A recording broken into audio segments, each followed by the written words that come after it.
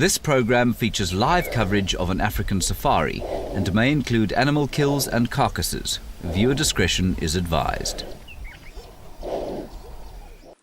It is a gorgeous day out here in the bush, and we hope to find some magical creatures for you, everybody. My name is Trishala, and we are very happy to take you on board for your very own live African safari.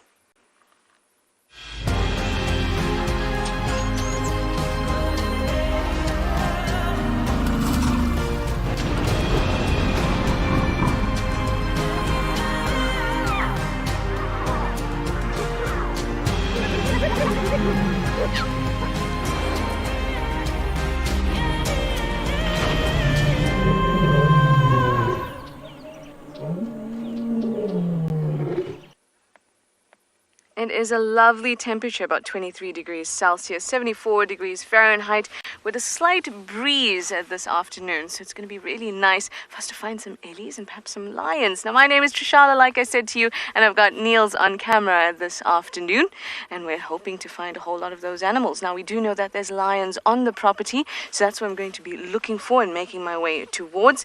They're called the Talamati Pride. Hopefully they haven't moved from this morning. And as you can see with the landscape, they would blend in pretty well when they're flat.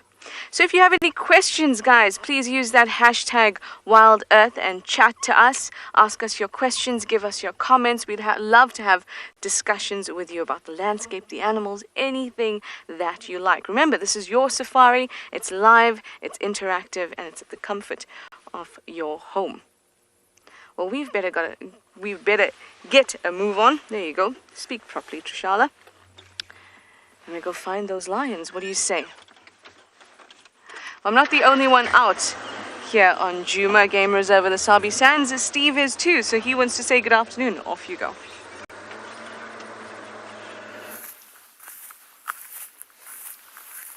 Good afternoon, everybody. Welcome to Djuma Private Game Reserve. I'm around the corner from Trish, and we're just seeing if we can pick up on any tracks of a female leopard from this morning.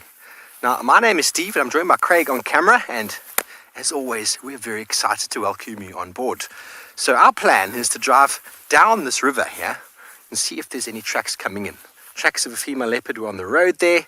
We're going to be looking in the tall trees to see if maybe she's up there with a kill, and if there's any tracks coming out. If she doesn't come out across this river, there's a very good chance she's somewhere in here. So, shall we? Yes. Very, very wonderful to have you all on board this afternoon. It's a lovely day. I'm wearing shorts in the afternoon for the first time in some time. Winter has been rather fresh. Hello, Keith. You want to know about hunting and temperature? Well, weather, I suppose when you said weather is very important. When it's cooler, animals are much more active.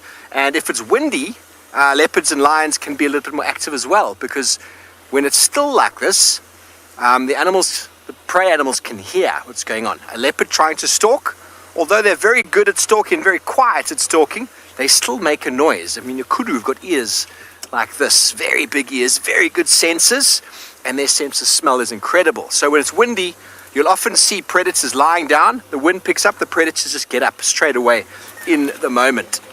And that is always quite something to see, because the wind masks their approach and also influences the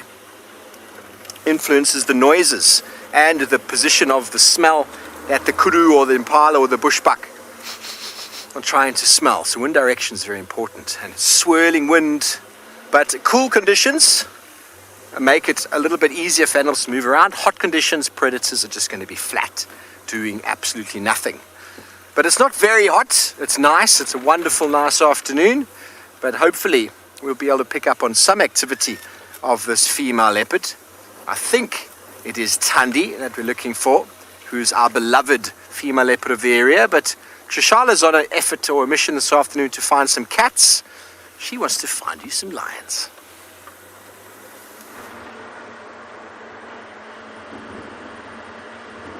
I am on a mission for lions, and I want to tell you a little bit about this pride that we're going to meet. So, previously on our other episodes, we have met the Nkahuma pride.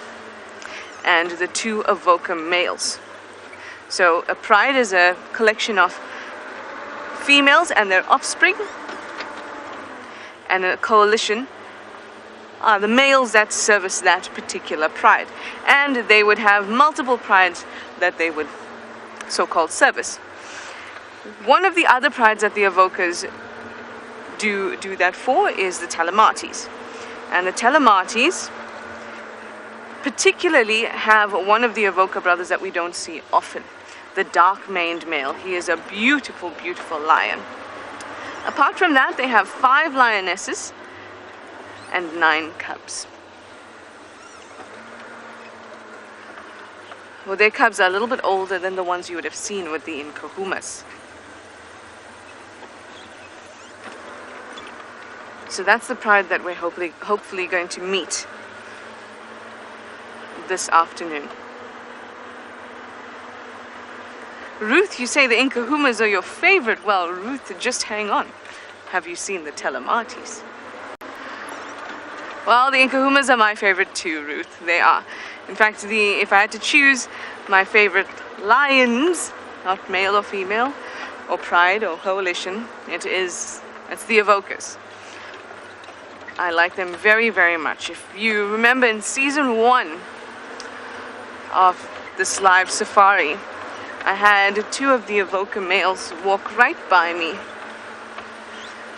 And it was a spectacular experience, and one that I got to share with all of you. Now, of course, because this is live, the lions may have moved off, but that's okay.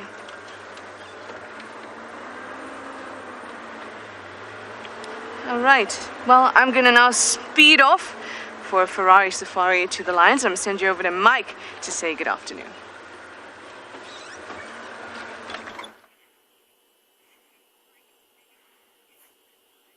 Hello everyone, welcome. We are here at Pride Lands. My name is Michael Anderson, behind the camera is Gert.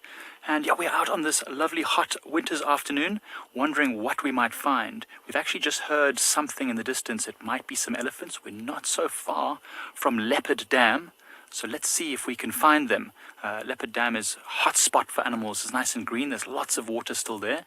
And in these hot afternoons, the perfect time for animals to come down and drink. I don't know if you'll be able to catch it from here, but actually I think I can even see a bit of an elephant, maybe just in the distance there by the waterhole. It'll be quite tricky, but let's try and get a bit closer. Let's see if we can get closer to these animals. Sharissa, there are quite a few waterholes in our reserve. We have actually got 2 at the moment which have lots of water, and 1 small pan of water. What I'm going to do is I'm going to take us a bit closer to this waterhole. So Sharissa, we've got 3 waterholes. Now, one of them we keep pumped up in case the whole winter and it's very dry and all the waterholes dry up, so that animals in this area still have something to drink. But the other 2 big ones are just fed by natural rainwater. And one of the ones that we're about to head to now, Leopard Dam, does still have lots of rainwater that's collected in there. It's a bit muddy, it's a bit brown, but it's still an awesome place. A lot of animals go there to mud wallow, and we've seen elephants drinking there quite often. Now, what we have been seeing also is that there's a little bit of algae building up in the dam, which is quite normal, quite natural, especially at this time of year as it starts to warm up in the afternoons and the water's been sitting still for quite some time, and we start finding that algae starts blowing. So, we're not far from the dam. So there's the dam in front of us. So let's just have a quick scan here. I think the elephant was directly in front of us. I just saw something shining in the distance. Oh, there it is there, to the left. It's just walking. You could be able to see it there. Oh. Well, so the elephant's just moving off to the what we would say is the western side of the dam. We can't see it so easily from now. What we're going to do is try and follow it.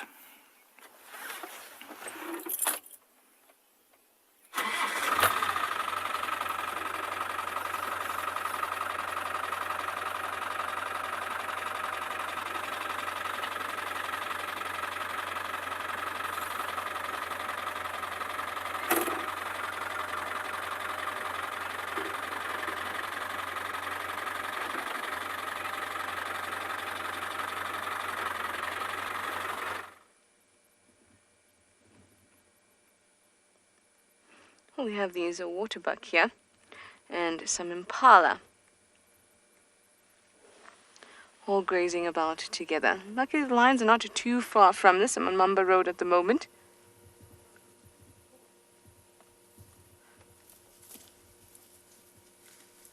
But they would love a waterbuck.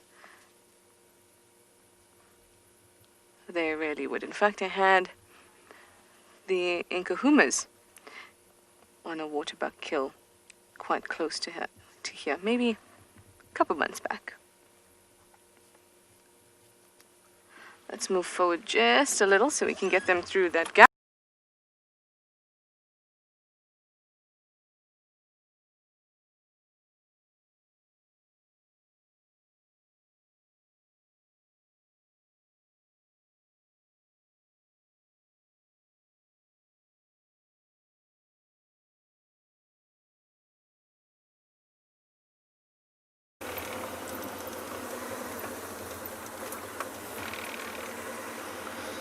Hello and welcome back. Sorry about any technical difficulty you might have there. Welcome back. We are just slowly sauntering along the road here. Oh, I wonder if you're going to be able to get that bird. Craigie, am I throwing you? Oh, I'm not going to be able to get him. Are you? I don't think so. It's a little rattling sesticula. Chip, chip, chip, chip. That was me, of course, making that noise. There he is. Hello? Is that a prinia or a rattling sesticula? Looked like a prinia to me. I wasn't quite sure. I didn't get a good view. We've got a mammal in the road. Oh, he's gone.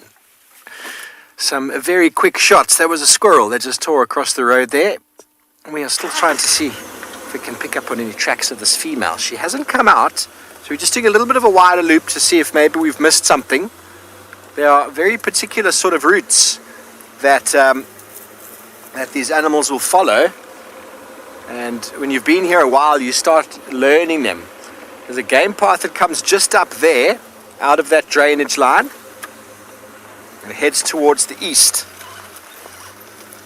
So we're just looking for some tracks as well on the ground. I didn't check this area this morning. Oh yes. James, I'm feeling it. I'm feeling it. Some leopard luck this afternoon. I'm almost certain. We're going to have to put in some effort though. But sometimes these animals just reveal themselves to you. And sometimes you have to work really, really hard. But we're going to carry on down this road. Send you over to Mike, who is with his elephant.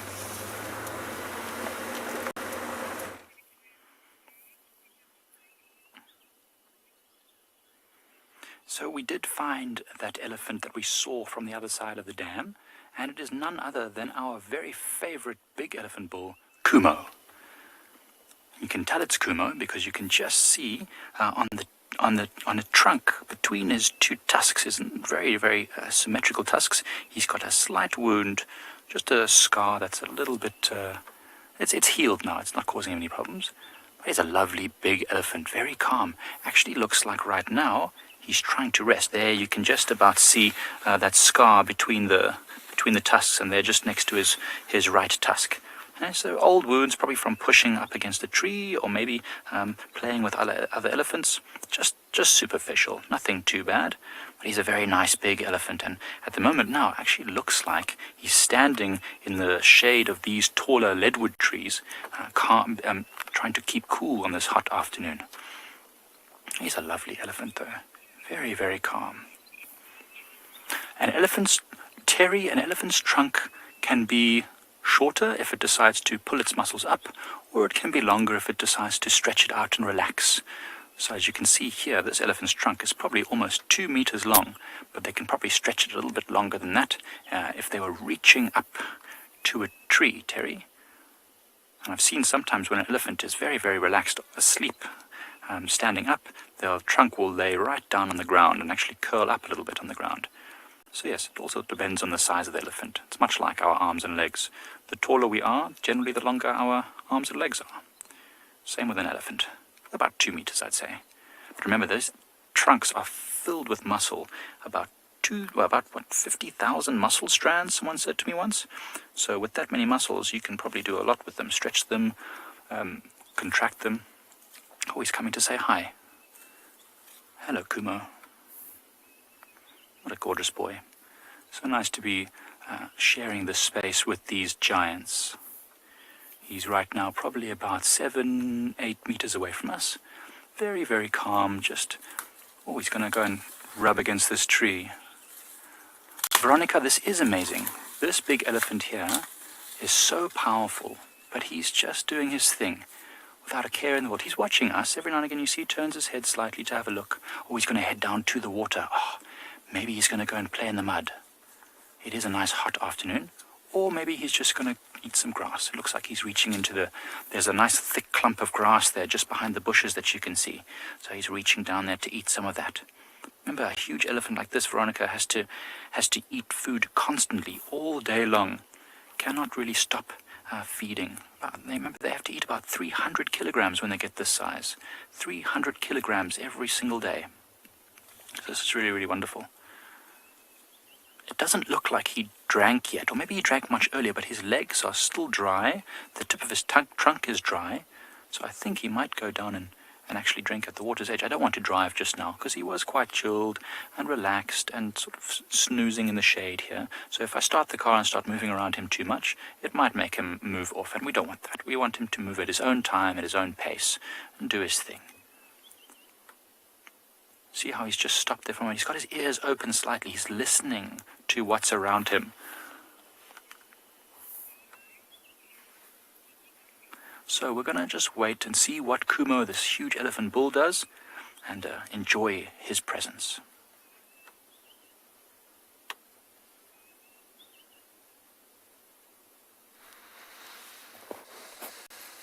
Thanks, Mike. Well, you're back with us at Djuma, everybody, and found the tracks that I was looking for. Now, you might not be able to see it very clearly, but here is a back pad. And there is toes. There's 1, 2, 3, and 4. And many people aren't too sure on the size. So this knife is 10 centimeters. The back of the track. There's the front of the track. Comes in at about 8. So female leopard. They've got 3 lobes at the back and the 4 toes. It's not very clear, but you've got to look really carefully on a road like this to see them. And there's a track underneath it from a porcupine that has walked here. So the leopard is on top of the porcupine are nocturnal, and the leopard walked here after that. And it is heading in that direction, the direction we headed.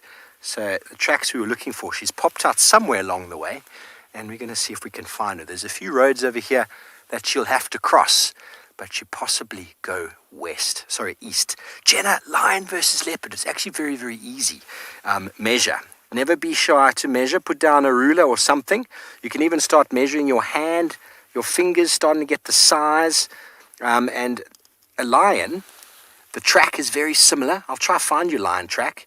And it's got the same toes, the same 3 at the back, but a lion track is about over here.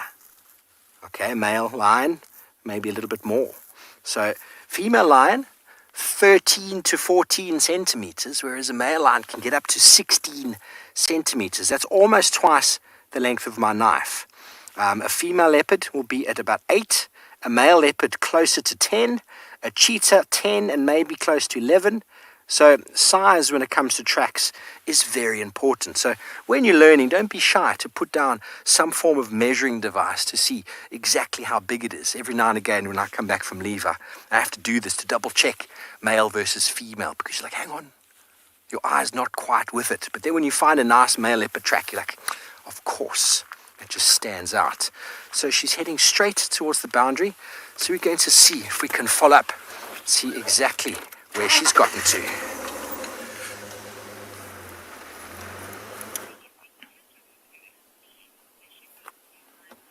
So we were with Kumo still, and he started acting a bit strange. It looked like he was listening to something in the bush, something was bothering him, and we were actually worried it was us, and we thought, oh, should we move away from him? And then one young male impala has just dashed out of the bushes. So an impala was obviously coming down to drink water, maybe got separated from the rest of its group, and Kumo didn't like that this small creature was sneaking up to him. But of course the impala wasn't trying to sneak up to the big elephant. It was just trying to get past and be as quiet as possible.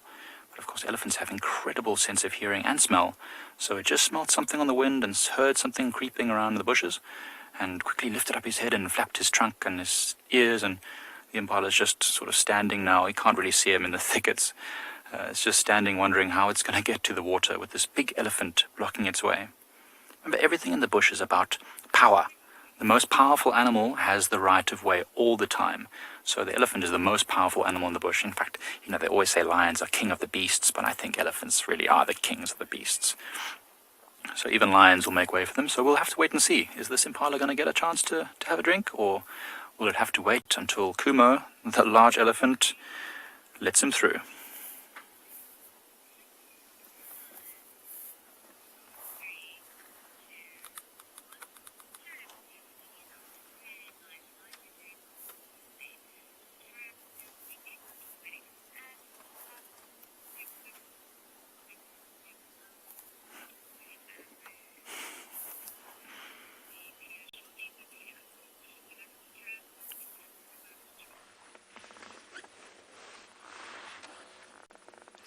Well, we've managed to find them. All still in the same spot. Still very lazy. They spent the whole day here. Oh, yes. Got to get all the parts exposed. Awesome. Now, Darkmane is close by, but he's totally hidden by the tall grass. I might try and swing around so we can have a look at him.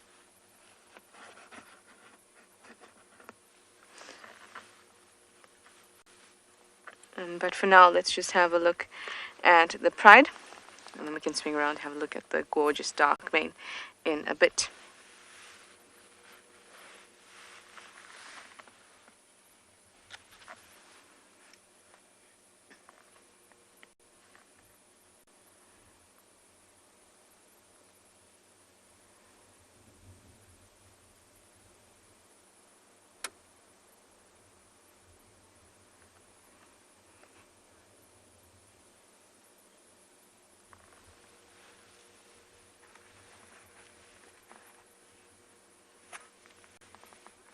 We've managed to find some very lazy lions, and it is, like we spoke about earlier, the Talamati pride.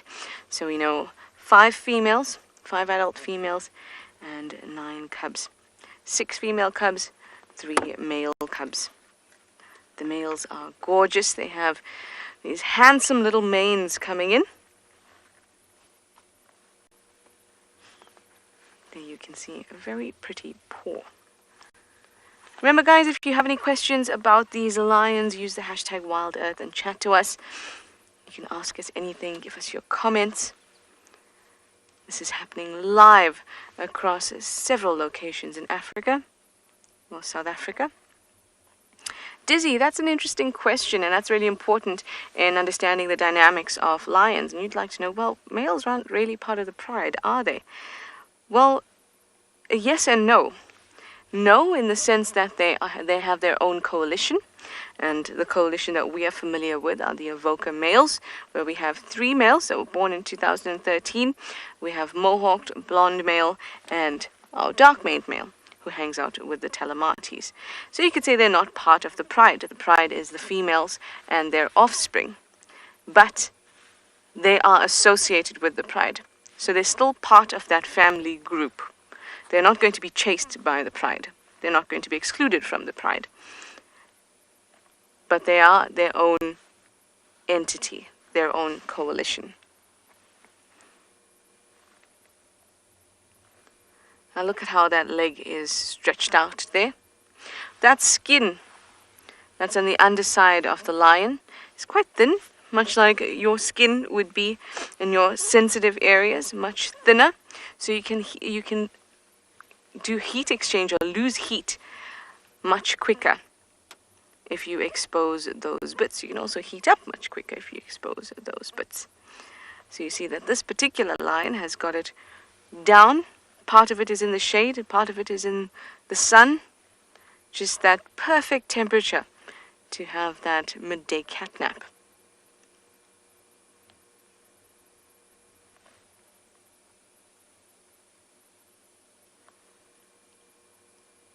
That is a lion puddle. Now, this is what they generally get up to in the middle of the day.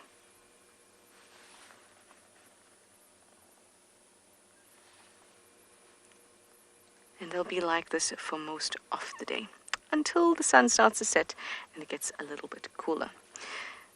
But while we are looking at the actual animal, why don't I send you over to have a look at some cat tracks.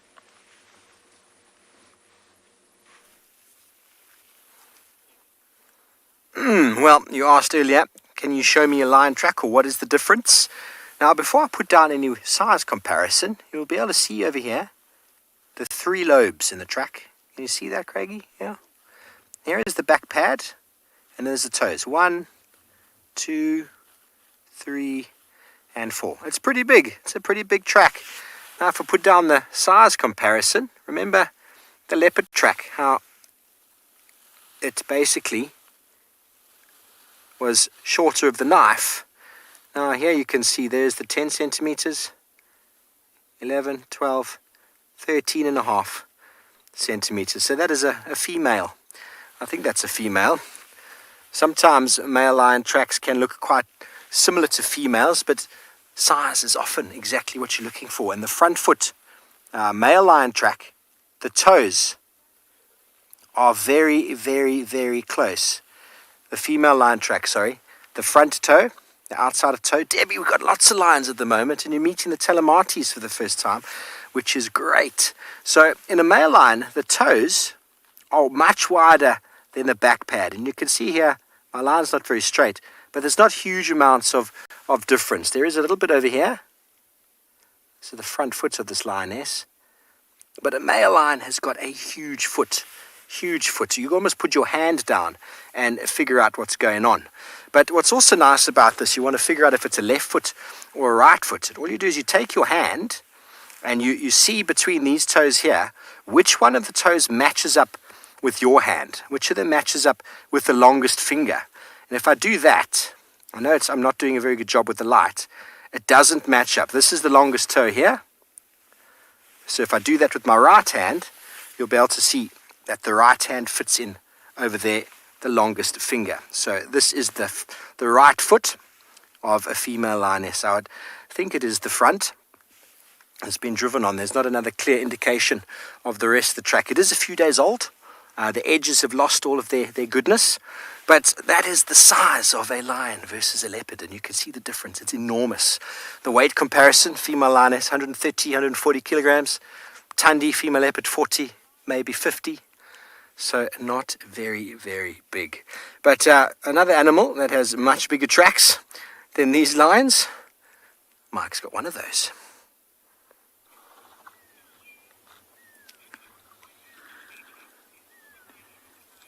Absolutely much bigger tracks. So we stayed with Kumo just a little bit.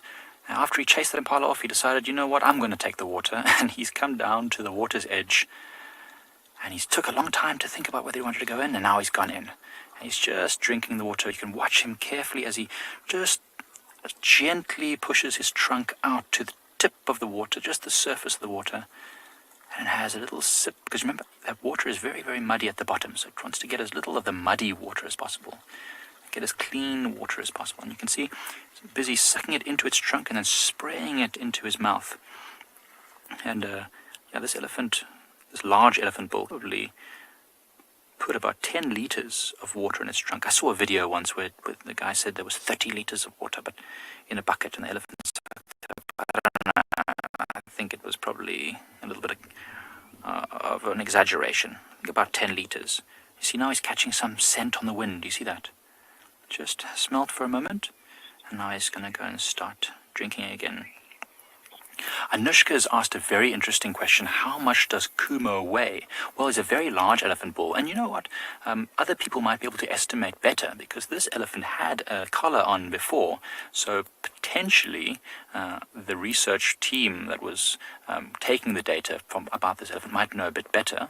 But I'd say probably about 5 tons, maybe 6 tons. He's a very big elephant. He's got a large body, big head, quite big tusks and broad shoulders. Yeah, he's a big elephant. I'd say probably more than 4 tons, somewhere around between 4 and 6 tons. So it's heavy for an elephant. I think the very largest elephant ever recorded was 11 tons or something like that, which is crazy big. Elephants don't usually grow that large. That was definitely an abnormally large elephant. I'd say maybe the very largest elephants we get here now in the greater Kruger area might be around 7 tons, somewhere around there. That's incredibly huge. I mean, if I stood next to that elephant there, I would only reach the knee. See the knee there where the camera is now? Probably my shoulders might be around about where the knee is, maybe a little bit taller. That's about it. So only about half as tall as this elephant, not even half as tall. He's a huge elephant. Oh, we've got something else. There's another very large male animal coming your way.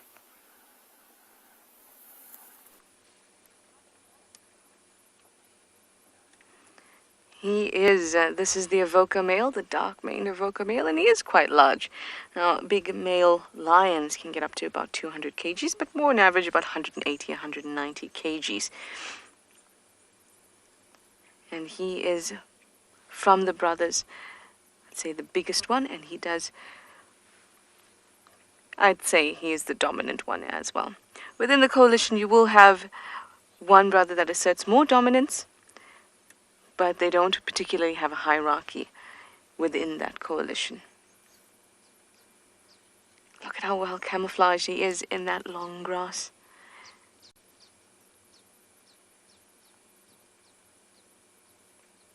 And you can see that he's got a beautiful dark mane.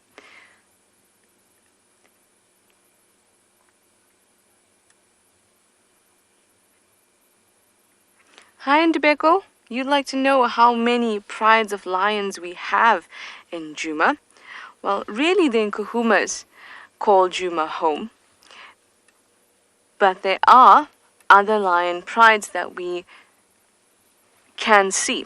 For example, the Telematis that usually hang out north of Djuma.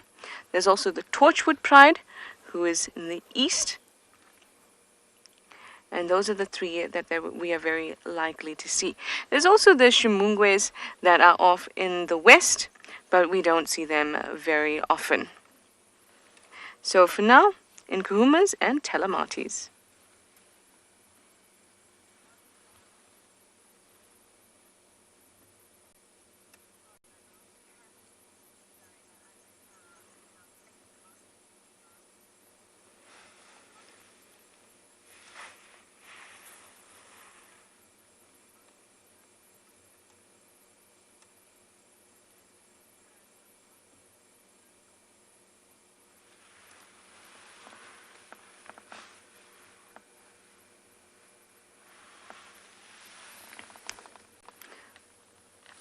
Ooh. Sorry guys, I found a very interesting insect.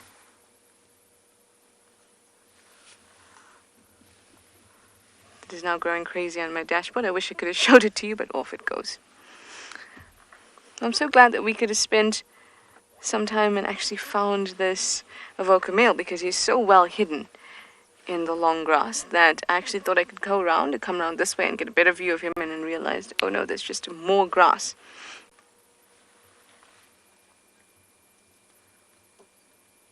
Hopefully he'll get up. He did pick up his head a little bit and give a bit of a shake because there were flies and other pests irritating him.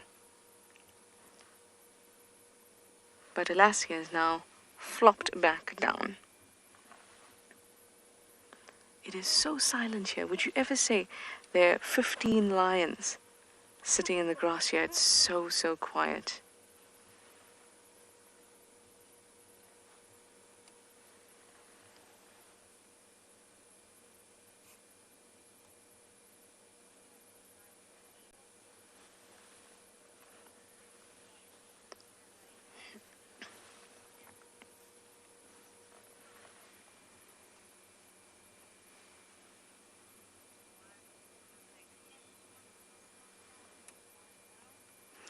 Our male is very, very, very sleepy.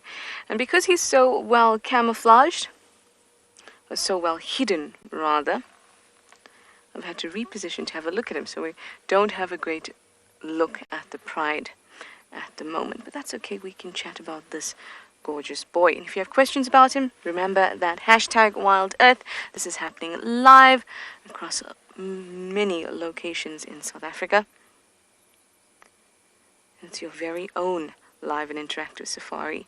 So ask us your questions and take it all in.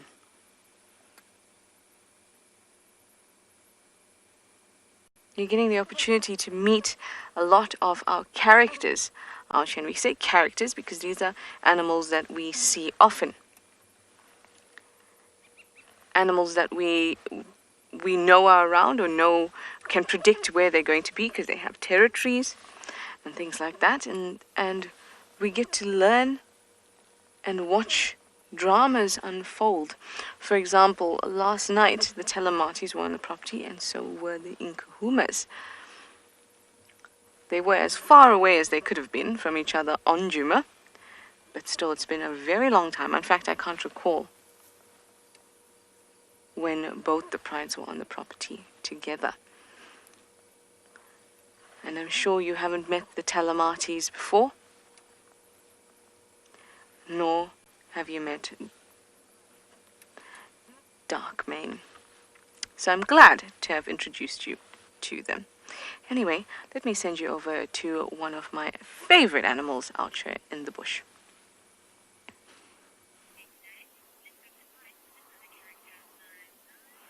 And what a character he is. So we're still with Kumo, and he's just tippling his trunk at the edge of the water, still just slowly drinking, taking his time. Remember, when you are the largest, most powerful animal in the bush, there is no need to rush. You can take your time about everything. And he is literally just sating his thirst with liters and liters of water. Remember, this elephant would probably drink 200 liters in a day if it really wanted to. And that's why our waterholes are dropping quite quickly, because Kumo is not the only elephant around here. He was hanging out with about 7 or 8 other much smaller bull elephants. All of them are larger than the females that are around here, in which there are at least 2 different herds which have been moving around Pride lands over the last few weeks since I've been here.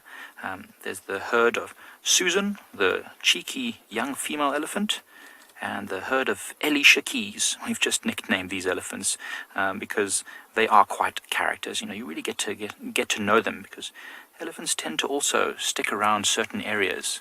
They don't have territories like the lions do, like the Nkuhumas and the Telematis, but they do have home ranges, areas which they use regularly. So although these home ranges might be large, they tend to stay wherever there's the best food or water. Animals like this need to drink water regularly, so that's why Kumo and his band of male elephants that hang around Leopard Dam area for the last few weeks. A group of male elephants is often called an askari, which is actually a Swahili word for a group of warriors, because of course elephants are like warriors. They, especially the young bulls, they have to fight with other males to dominate a herd of females, and they often play fight as well, just to practice and get larger and then get stronger and better at fighting. So this male elephant, Kuma, does not have to fight that much anymore. Anka is asking if elephants have very sensitive skin. Even an elephant like this has sensitive skin. You know, he looks tough and wrinkly and the skin looks dry, but surprisingly tender in certain places. Behind the ears, I'm sure, very, very soft. We often see ticks and other things trying to dig in there, and around the eyes, and maybe just under where the arms, the front legs and the back legs meet the body, quite soft there as well. And certainly, even though the back of an elephant's skin is quite tough, they do not like having small birds on them. Like oxpeckers, often on rhinos and buffaloes and other animals, you'll see oxpeckers landing, but not on elephants. Elephants will almost always chase them away. Oh, look, Kumo's showing us his big, broad head now and his wide, beautiful, absolutely stunning male elephant. I love spending time with him. He's amazing.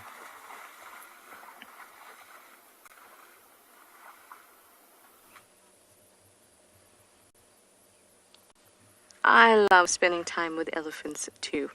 They are my favorite, I think. It's very hard for me to pick favorites, but elephants definitely right up there on the top.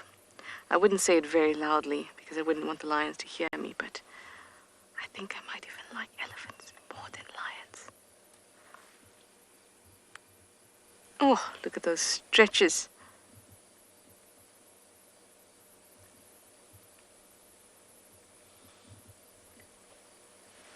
Just wonderful. Oh, sorry to pull you away from the lions, but I have a jewel beetle friend here that I think would like to say hello.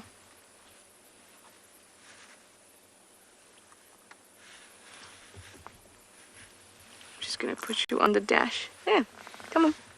Everyone wants to see you.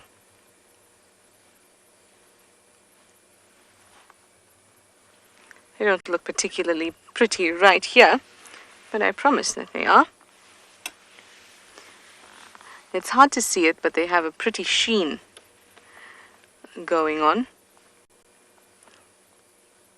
Very nice indeed. It's lovely to see some insects, because in the dry season we don't see many at all, but I can hear them, and since we've had a wonderful wet season that's just passed, we're still getting a whole lot of insects. And for me, that says that spring is right around the corner. So is the weather. The weather is also saying to me that spring is around the corner. Balto, you say that's a neat looking beetle? Did you hear that, beetle? You're very neat looking. Yes, you are.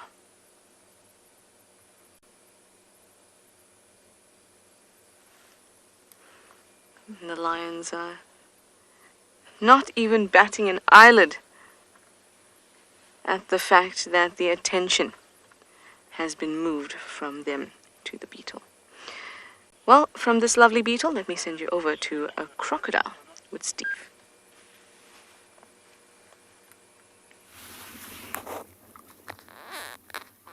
Thanks, Trish. Well, from beetles to all sorts of other big and scaries. We are here at Chitwa watering hole. We've got a wonderful crocodile out the water. And it's wonderful to see these reptilians often out the water sun basking, warming themselves up. And then when they get a bit too warm, they do that with the mouth, opening it to allow the breeze to cool them down. It's actually also a relaxed state. Very relaxed. All of those teeth. All the better to, what's the word? Bite you with. It's probably about a 3-meter crocodile. They do get up to 5.5 meters. 1,000 kilograms. Can you imagine? But primarily, they feed on fish. Jackal, what nice teeth it has, isn't it? Beautifully clean teeth. Constantly growing. When that tooth breaks, there's actually a conical tooth growing directly underneath it. So they constantly be replenishing them. Very, very, very powerful jaws.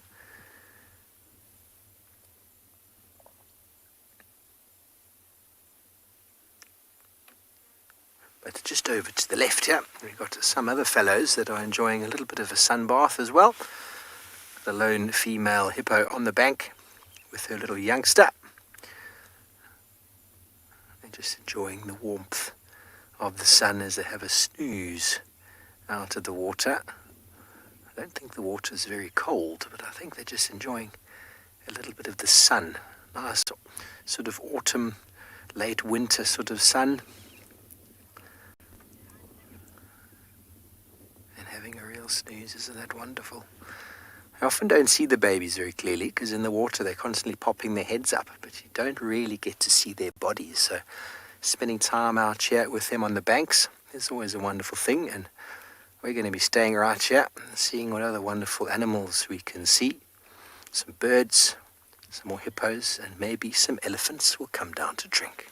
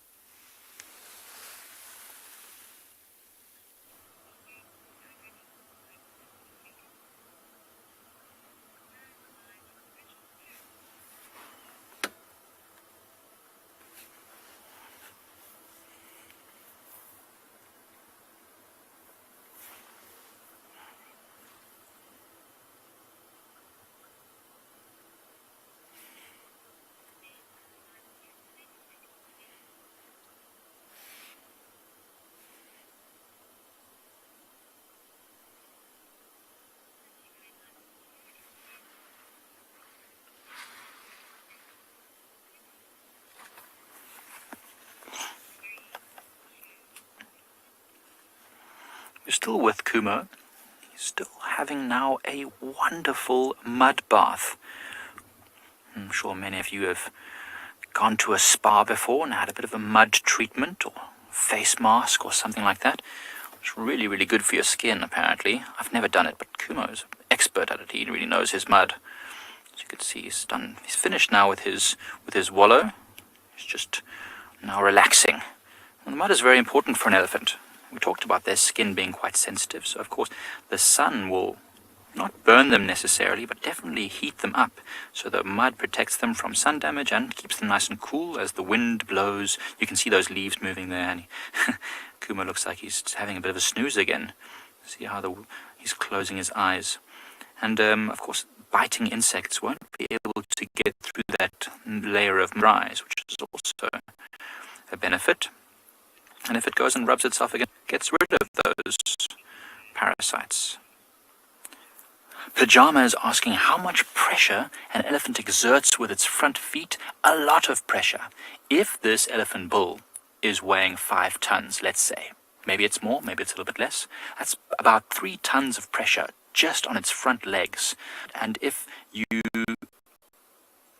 What's amazing about elephants, right, is I don't know if you can see it so easily now because he's going to walk behind some bushes, but his legs, his feet, the pads actually widen significantly when he steps down.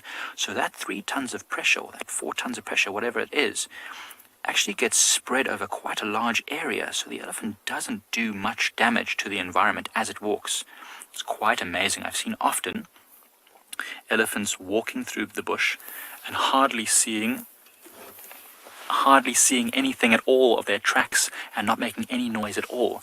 So it's quite amazing. Even though they're so huge, very little pressure exerted on the ground. Bye, Kumo.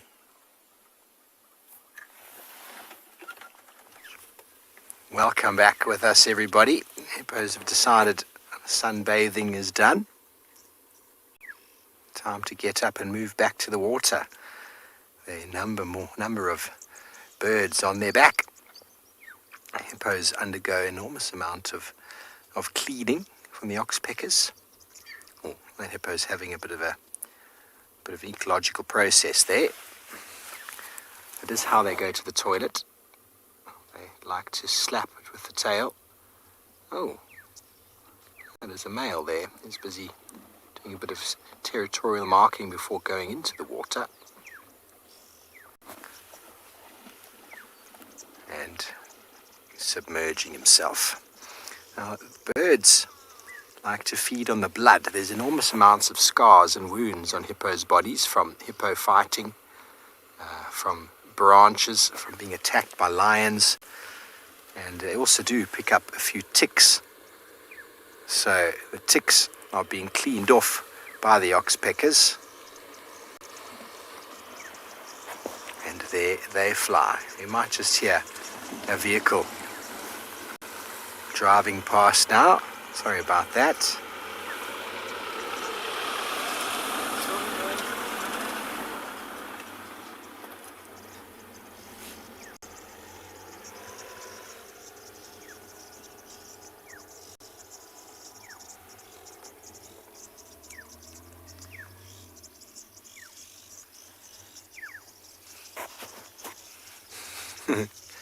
Sakes, that's a good question. I actually don't know how much water they consume.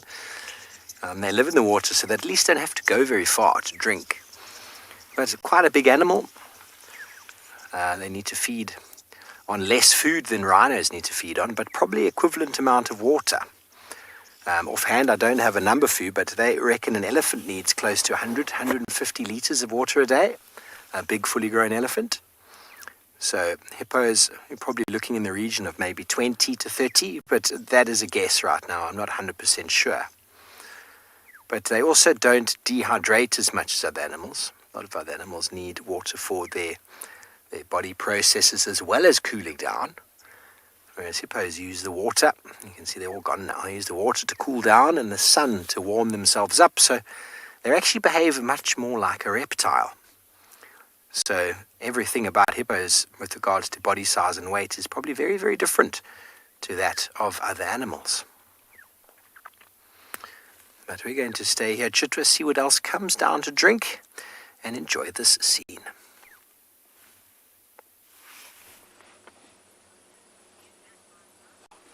The Chitwa Dam is just a gorgeous one. In fact, I am thinking that after these lions, I'll go and visit our large dam, Buffelshoek Dam, and see what's happening there.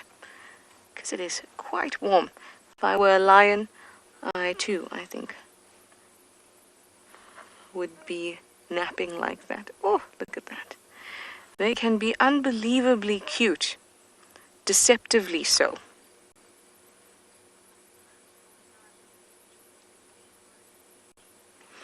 Avery, that's a really cool question. You'd like to know if the habitat of a lion can affect its mane growth. Mane growth would be affected by genetics. So, in essence, no, unless there is poor nutrients or poor resources in the area. Then it would affect mane growth because it'll be a genetics in combination with being able to actually have enough nutrients to grow the mane and actually have those genes be expressed correctly. But there is something that does affect mane growth, that is an environmental factor, that also, everything that gets expressed is genetic, but it starts off with this change in environment. That's what drives a genetic expression, or one that becomes dominant and becomes able to be expressed. And with manes, areas that are very hot, males can tend to have bigger manes, which sounds strange. Why would you have a larger mane if you're hotter? If you're in a hotter environment, it would just make you feel hotter.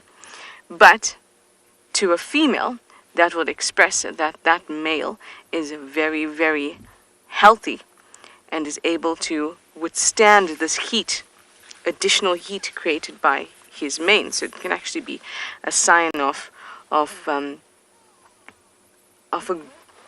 good genes in a male lion.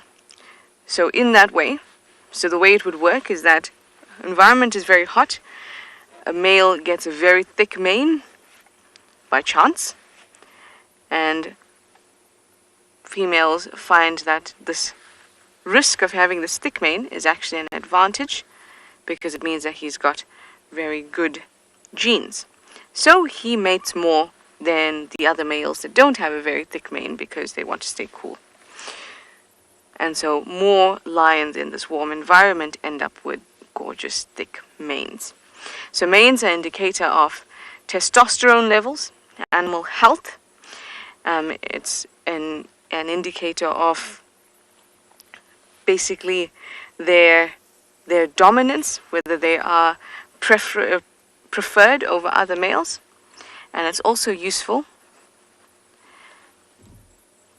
It is also useful for fights between males, that it'll actually help them if they had to grab each other by the neck, which does happen a lot with lions.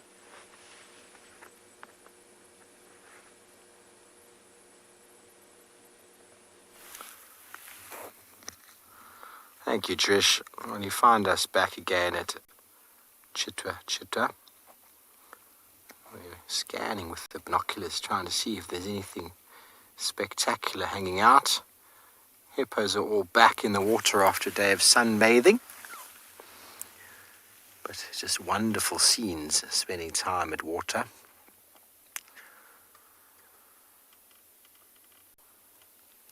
Little families or pods of hippos.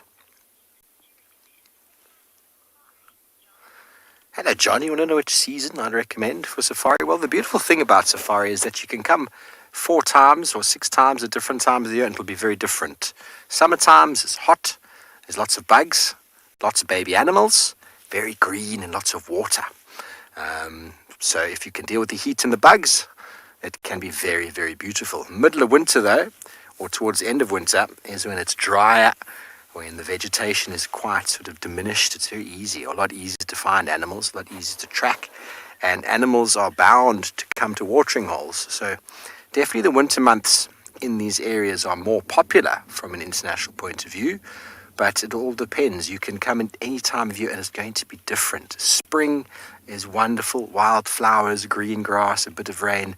Summer can be a bit overwhelming with the heat, but we get used to it. Lots of baby animals. And winter time is definitely one of the favorites, but it gets a bit chilly in the morning. And while the sun is not too harsh, you can actually spend a lot more time out on safari. Watering holes are always a very popular destination in the winter. Summer, the water is way more spread out, so it can be very difficult to find the animals. But the contrast between the seasons is what keeps it very interesting for us. Very, very interesting indeed. But we do thank you all for joining us this afternoon. I hope you've had a wonderful time with us on our various properties. We are always excited to have you on board for your virtual African safari. As you know, we will be live again tomorrow at the same time, bringing you wonderful images from the African wilderness, from our variety of properties. And from the rest of us, thank you, and we'll see you tomorrow.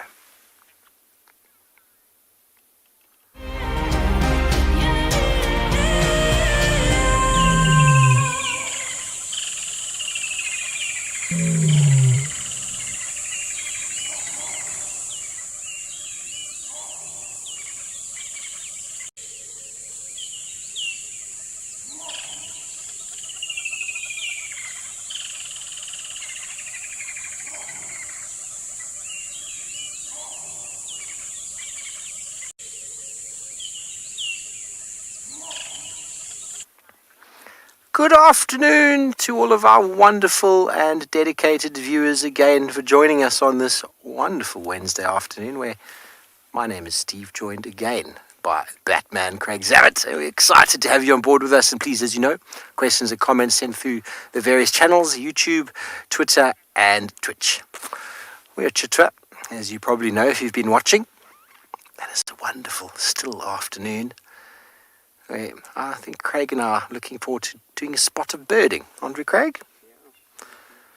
We did have tracks of a female leopard, but we just ran out of time a little bit there to keep following. So I'm actually going to go back into the area and see if we can maybe figure out where she went to. I do believe it's Tundi, very particular route that she takes, but the route she was taking was definitely heading back towards Torchwood. That's okay, because it's possible she crossed over to Torchwood and got her little one and came back. We'll go and have a look at that in a little while. But for now, I'm just going to sit back, relax, and allow you to enjoy this scene.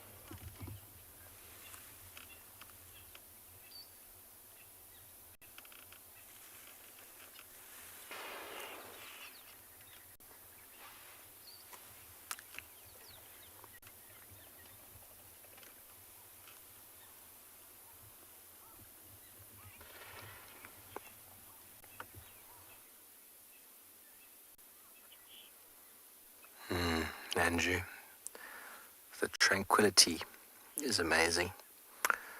And well, we're going to spend a few more moments taking it all in, and we're going to send you over to Trishala with her lions.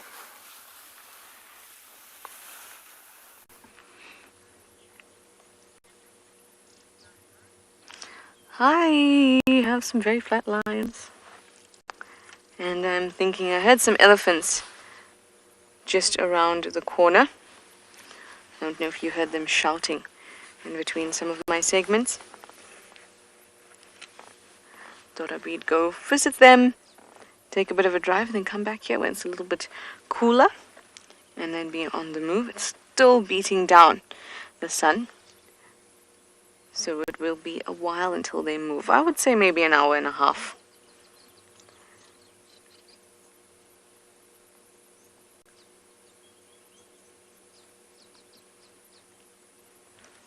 The flies are starting to bother us as well now.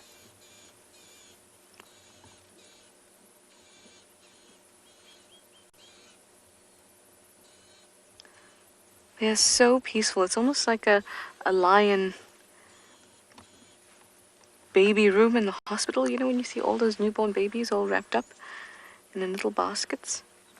And it's just silent. And you think, oh my goodness, I can't believe there's 10 babies in that room. Can't believe there are so many lions sitting here. And this silence and this peace.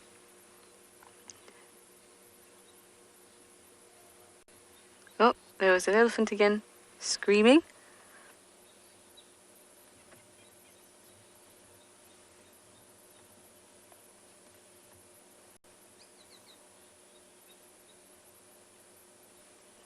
Luckily for us, they're not. Our alarm, or you say, what a fluffy coat. I was thinking just that. It's such a deceiving kind of thing because they look like house cats, like fluffy big house cats.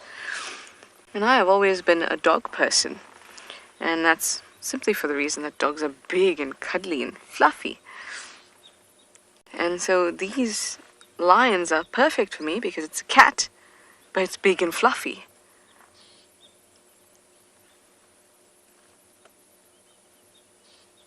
But they are not to be cuddled. Definitely not. At least not by us. They can happily be cuddled by their pride and their family. But there's definitely a lot of fluff going on, and they look very clean. Look at that. So clean. That nose.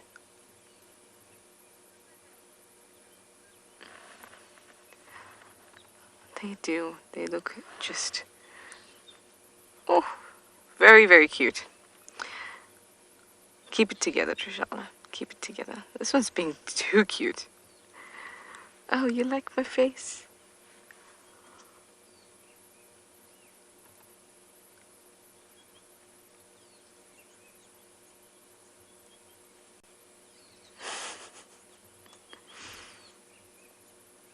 Gorgeous. I'm so glad that we got to spend some time yesterday and today with the Telematis, and we will spend more time with them later.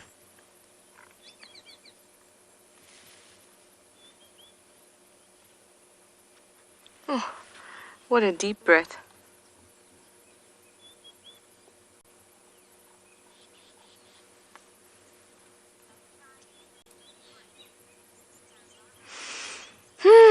Big sigh. Well, Mike has left his elephants, and I want to leave these lions to go find some elephants. But we will be back in a bit. But let me send you over to Mike in the meantime.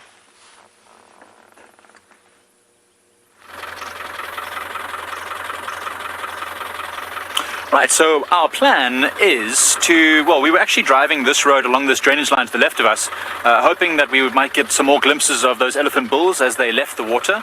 We haven't been lucky. The elephants have moved off. So, well, they're staying in the middle of this drainage line. The drainage line sort of splits in half. In fact, I'll show you. We've actually got a map, which I've managed to procure. So I can actually show you where we're going to be going. I don't know if that works for you there. I know there's a bit of sunlight behind it, but basically, that's Leopard Dam over there. That's where we were. And what we're doing now, we just drove down here to a place called Olduvai Red Earth, very open area with lots of that red soil, which I've actually shown you guys before. And we're going to do a bit of a loop, come down here, maybe drive along the rocky ridge, and then head back over to the west. Apparently here, where it says Monzo, there's a really big leadwood that's fallen down over there.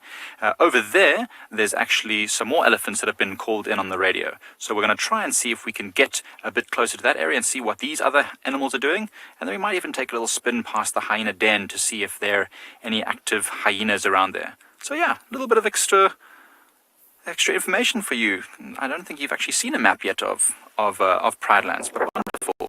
So we'll get we'll show you the map a bit more as we drive around so that you can start yourself with where we actually drive. And actually it'll be quite amazing when maybe in a couple of months time when you all start to know the reserve quite well and you'll say, oh, what about this road, or have you checked there or over there? That's pretty cool. So it also helps for you all when we are looking for animals and we see certain animals. Sometimes we can't take photos of them quick enough because they're moving, but you can take screenshots at home and it will really help us to build up ideas of where their territories are when you can associate those screenshots and those animals with the certain areas that they've been in.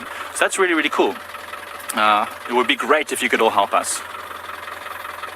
HB, you like our map? Well, cool. I'm glad you like it. We're still working on it. It'll improve. We'll add a bit more roads. There's a lot of roads on the map that are not marked yet, because as I said, this hasn't been a commercial game reserve for that long. So we're still trying to figure out the best places to drive, and there's a few old farm roads which we're either going to let grow naturally again, or we're going to reopen them as game drive roads.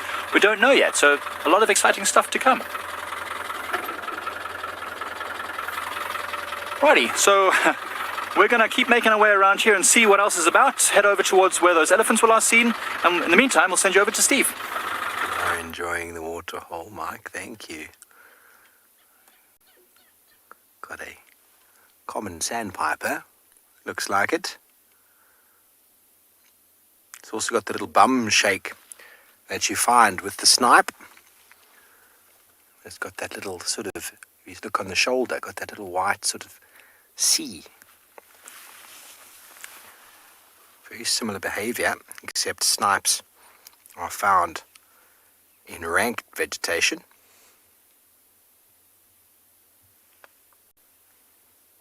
See if I can find it for you.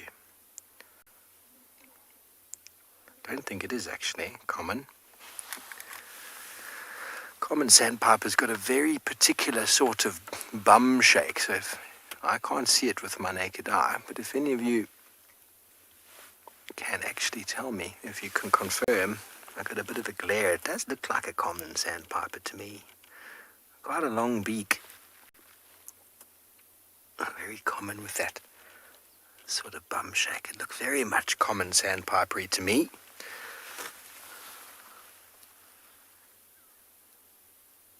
But they only normally arrive in September, October, departing in March, which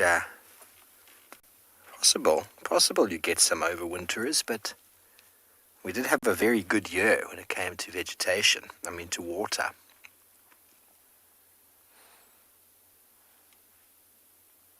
And that bum shaking that he's doing there is very characteristic. So please, if any of you are able to help me, I'm pretty sure it's a common. Cheetah charm, it's a twerking bird. Indeed, cheetah charm. Well, I'm not going to explain to some of our viewers who don't know what twerking is. I'm going to leave that for Trishala to maybe do, because I think it's more relevant. But I'm almost certain it's a common sandpiper, but out of season. Out of season.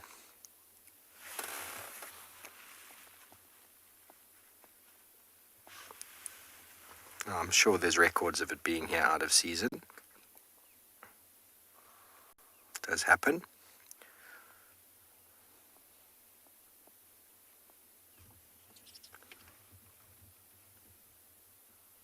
Okay, so can first leave Europe in June or July.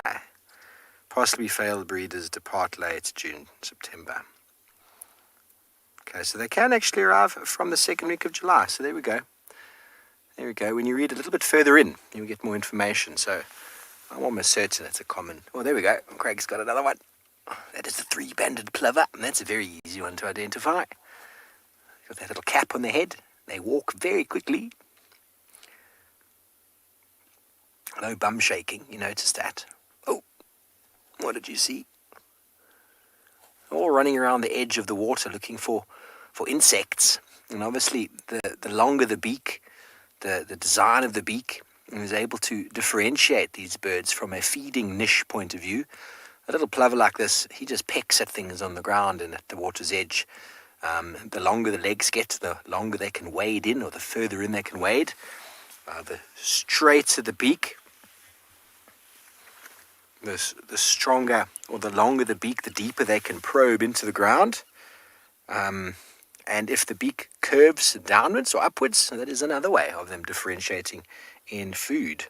So Sandra, the common sandpiper is 20 centimeters. His beak, I think I can find for you. Let me find his beak. I'm sure it's probably here.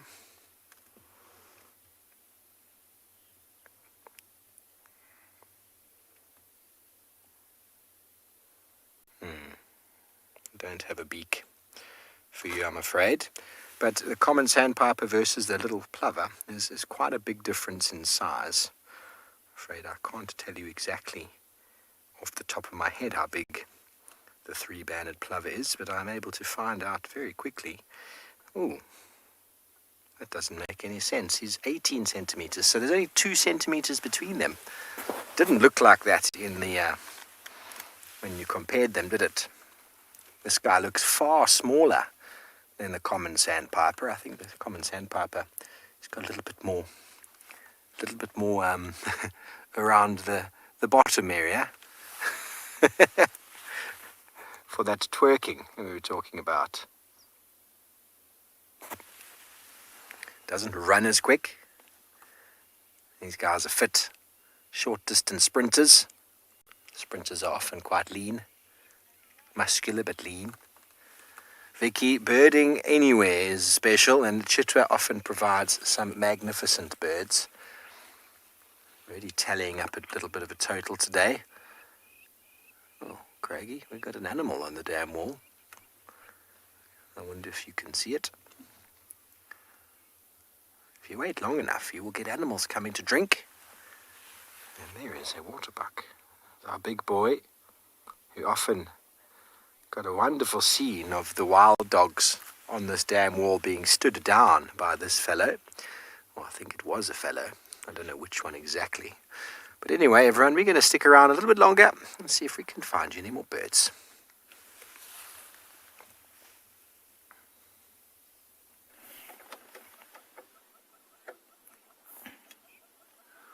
Well, we did have a very large animal, but the very large animal is hidden behind a very sparse bush. So what I'm going to do is I'm just going to roll us forward, or no, I can't roll us forward. I'm going to have to drive us forward just a tiny bit. We found Kumo again.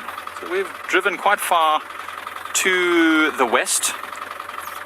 And there is old Kumo wandering along the drainage line, heading actually straight towards us, which is pretty cool. So he had his mud wallow. He followed on around the rest of the bulls, but then seemed like maybe he's actually overtaken the rest of the bulls and he's just making his own way. So the other bulls will probably start following him. But you can see all that mud still drying on his body. He might go and rub against some of these dead trees or something in this clearing. But also in this clearing there's a few... The soil here is very nutritious. You can see the soil is very dark and red.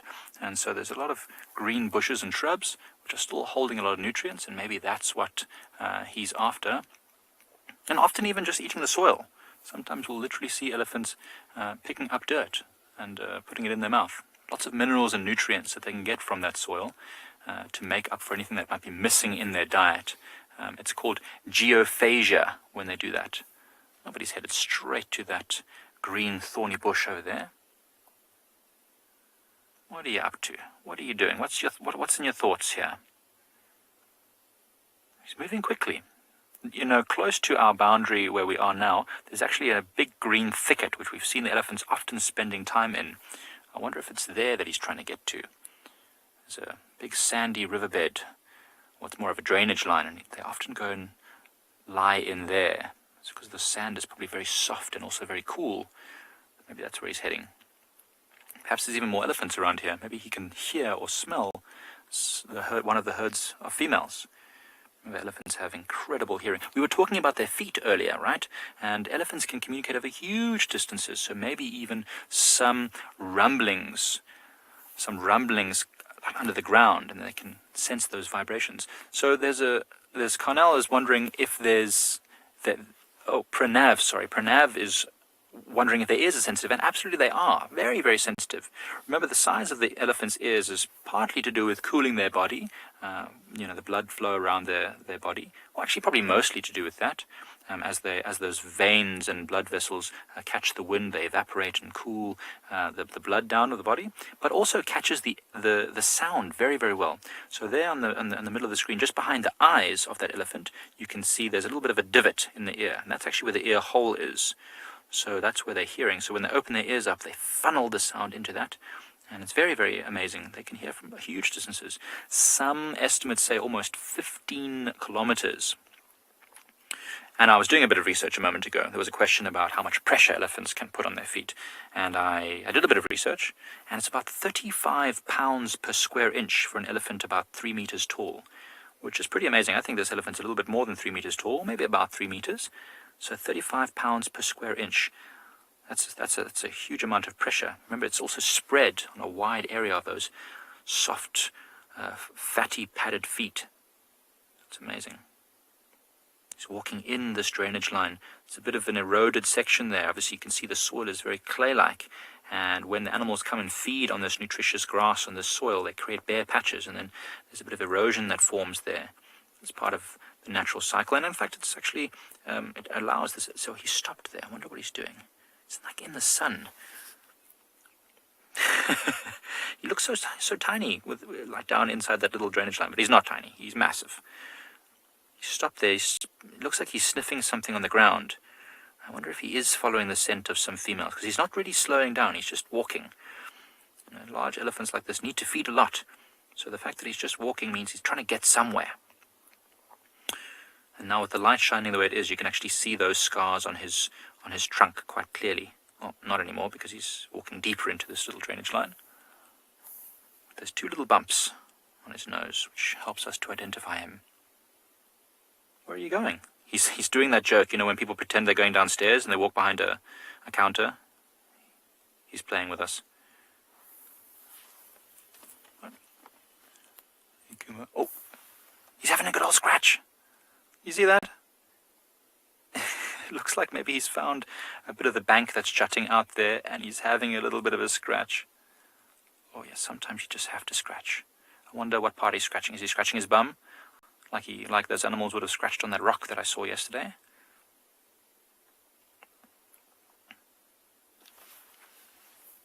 He's walked quite a long way. I wonder where the other elephants are that we saw earlier that were with him. Maybe they don't need to be close to each other to know what's going on.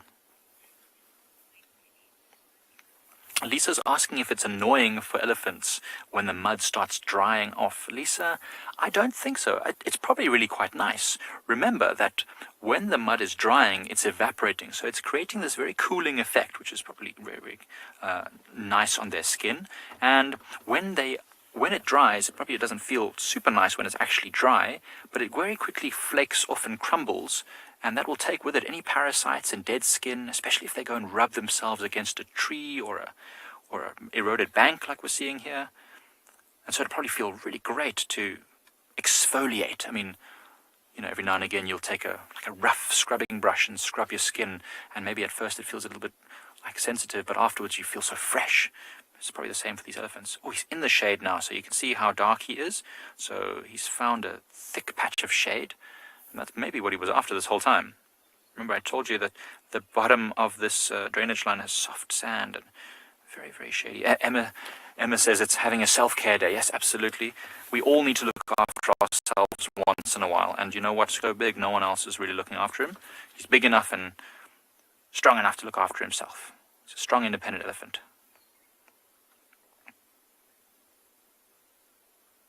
Kuma, I feel you, buddy. I feel you, buddy.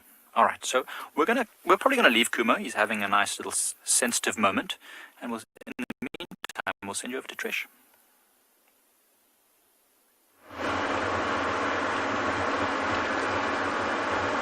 I have left the lions, and I'll return later.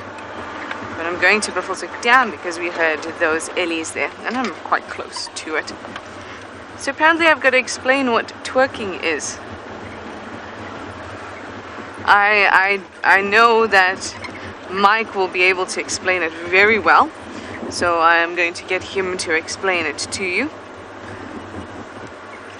But my explanation of it would, in fact, you know what, all the guides should explain what their interpretation of twerking is, without demonstration preferably. It is the rhythmic up and down movement of the bottom, generally as an expression of joy when listening to some hip-hop music.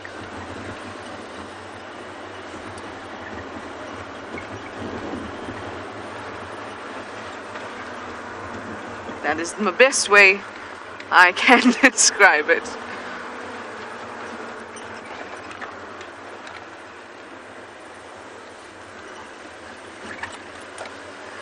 What's that, Emma? Mike wants to give a demonstration. Is that what I heard correctly?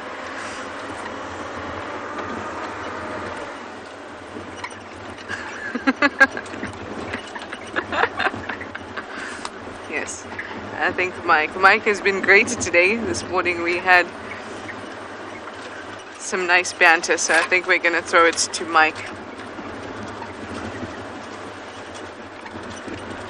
Sounds like I have a passenger.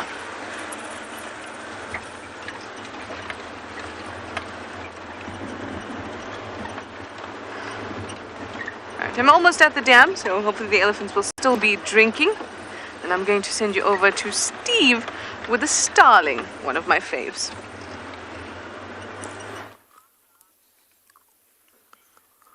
Well, I didn't actually start it, Trish. I was asked a question. I was made a comment. And I'd love to see Trish's response. I'm going to have to go back and watch. Anyway, we've done some birding. We've left the watering hole. We found ourselves a glorious Cape turtle dove. We did have a Birchall starling a moment ago in the glorious light. And we do have another one at 9 o'clock, Craig, on the floor just there by the road.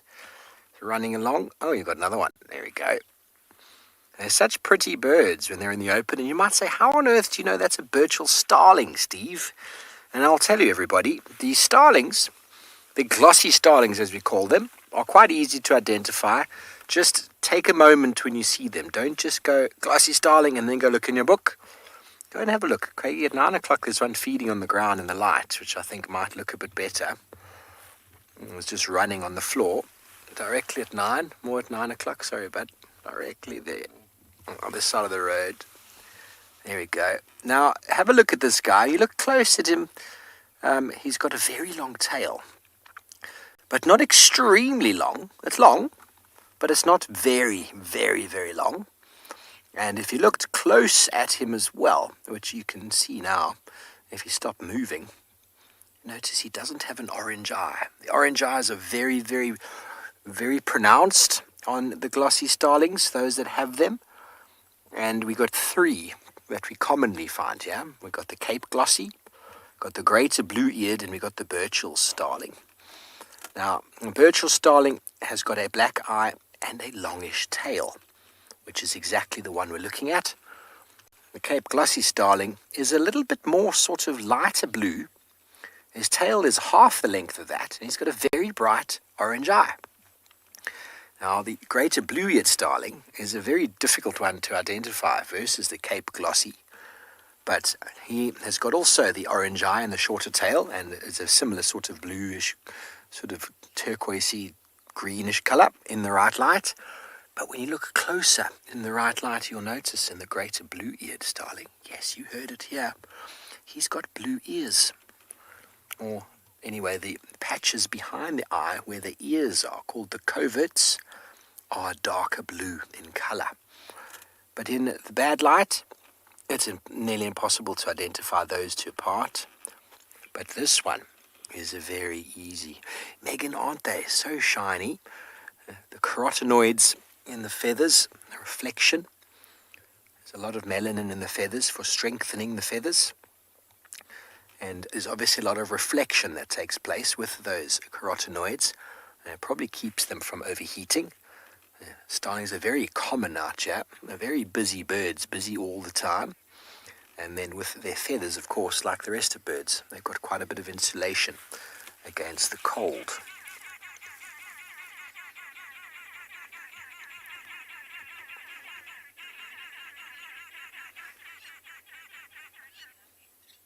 Those babblers thought I told a very funny joke.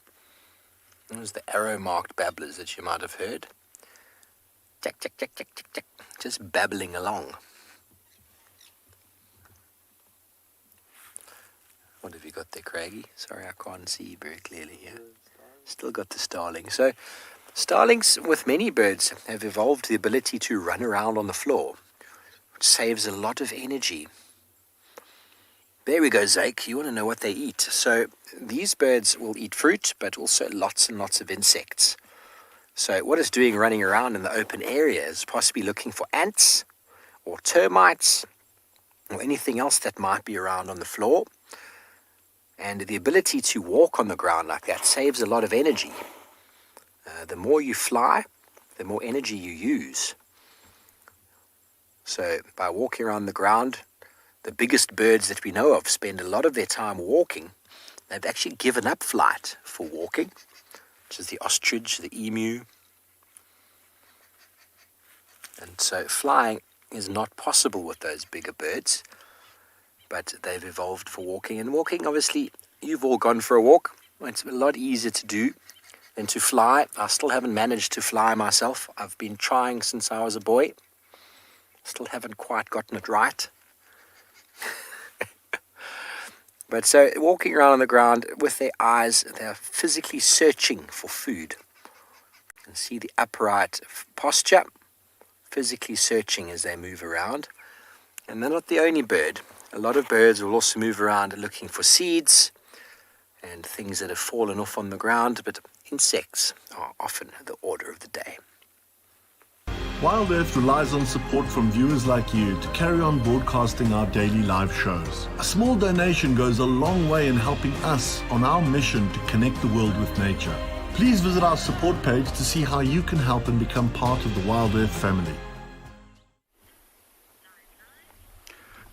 Good afternoon, everyone. That is Dumi from and Beyond Pinda Private Game Reserve, and Marcel's right behind the camera.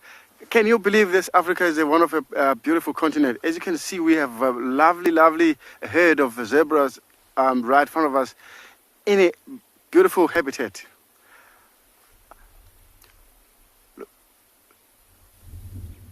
Look at these zebras together with the wildebeest, and it's a lovely place where we are at the moment.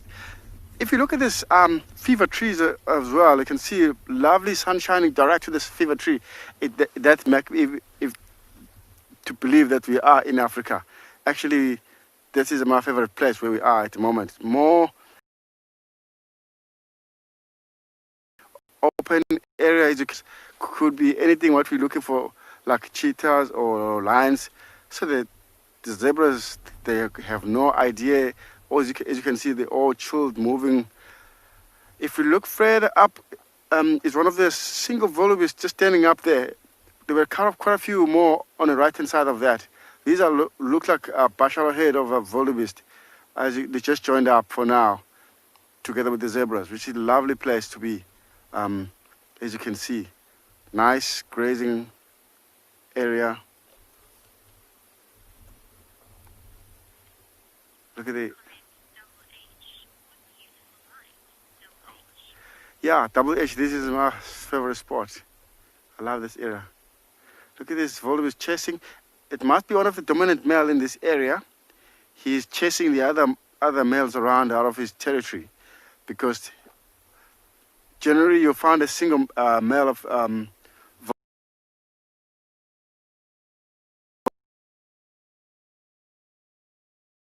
hold around on his territory. As you can see, far up across, three of them already move across, but one is following him behind. It must be his friend, maybe his mates. They don't know well each other, so he's trying to kick the other one off his territory, which is normal for this wildebeest. This is a lovely place. Beautiful, beautiful afternoon, and everybody look pretty relaxed. Doesn't look like any predators around, but never say never.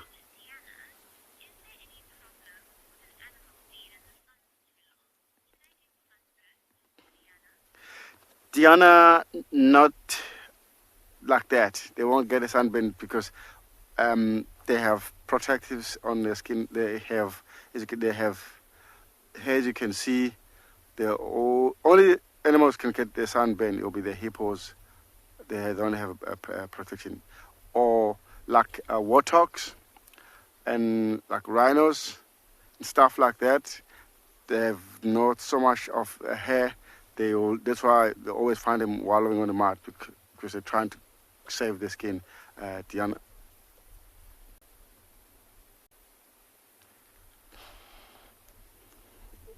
Wow, this is not strong sunshine. It's nice and warming up before sunset.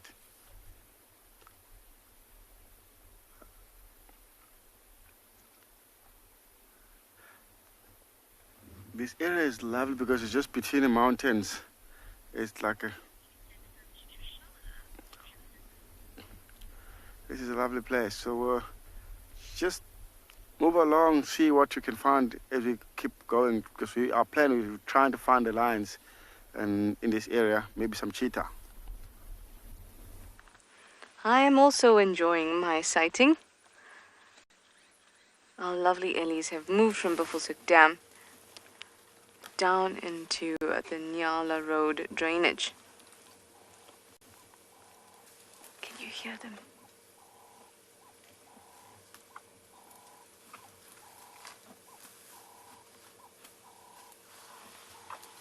Busy, busy. This little one is very busy also.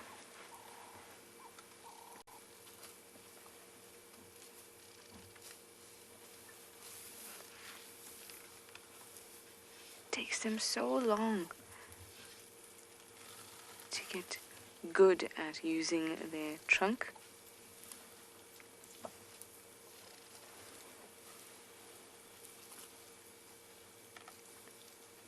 It's very important that this little one breaks that dry piece of wood. It's actually very good practice. They need to learn by copying the adults. Although that adult just came and photobombed this little one.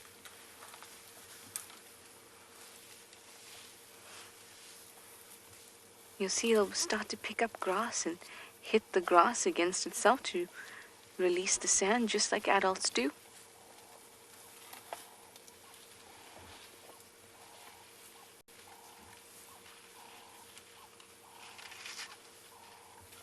Take them quite a while. Even by a year old, they don't have full control and dexterity in that trunk like an adult does. It still takes some time.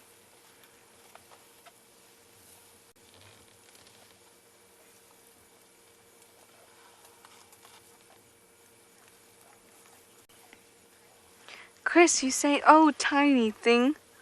Oh, tiny thing indeed. It's just too cute.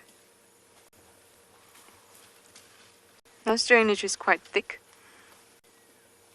so it's difficult to get a great view of them, but I'm going to go over to the junction after this segment and see if they'll actually walk through, because that's the direction they're walking in.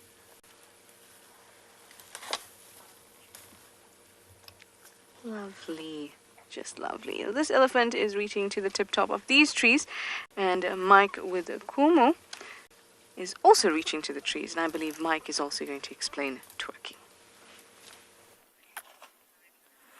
Well, yeah, so we're watching Kumo just show off his strength. He just reached up as high as he could and just ripped a whole massive branch off of this weeping boer bean, which it looks like it's actually taken a bit of a hammering from elephants in the past. As you can see, it's looking quite sparse. Usually this tree would have a huge rounded crown and be very, very shady and impressive, but Kumo and his friends have probably visited this tree before and just hammered it, which is quite interesting because elephants don't normally eat from boer beans that I normally see. I know he's behind a lot of branches now, so we can't see him super clearly.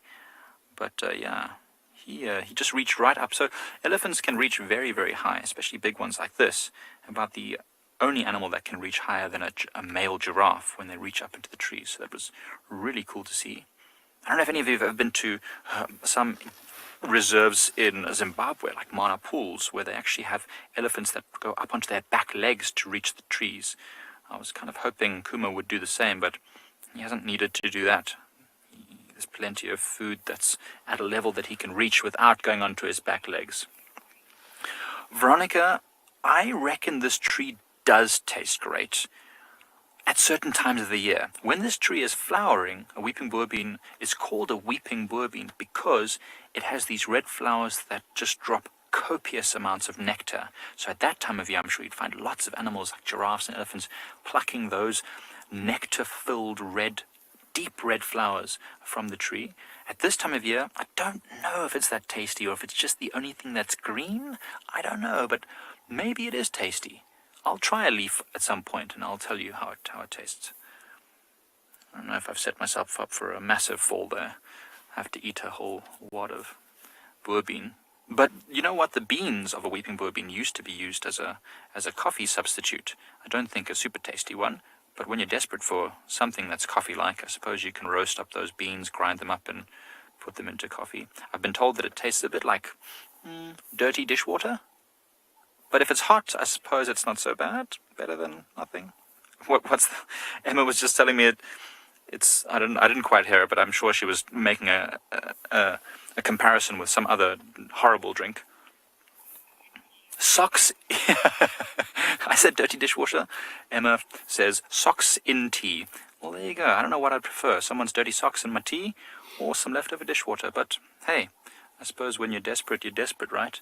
Kuma's not so desperate, though. He is very much taking his time today, so maybe it doesn't taste so bad.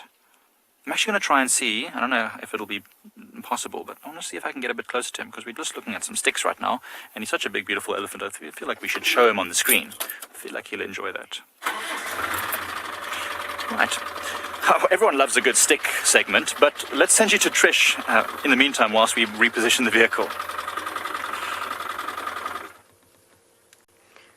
Yes, my Ellie is not behind some sticks. Isn't it wonderful when you can have an animal in front of the sticks as opposed to behind it? It's just lovely. Hi. Oh, what a stretch.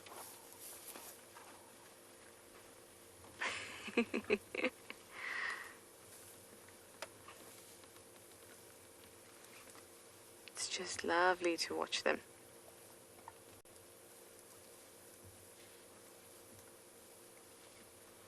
It's quite a large herd. It's actually stretching past the junction. I can see ahead of me.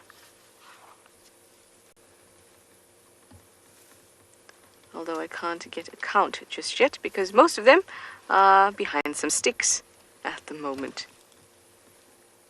I do have a gorgeous jackalberry there though, and this little one. All my Ellies are behind sticks. Alright, let's go to the junction, and while I do that, I'm going to send you over to Steve with a mongoose.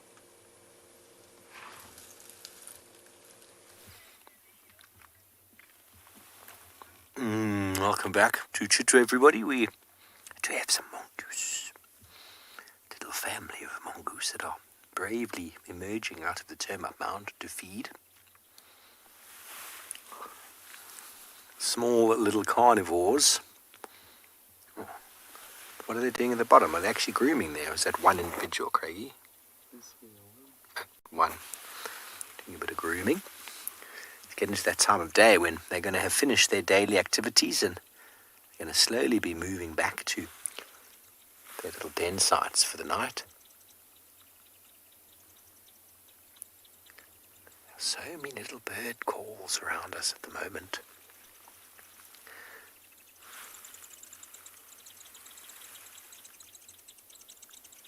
Lots of alarm calls. Something's going on that I can't quite tell.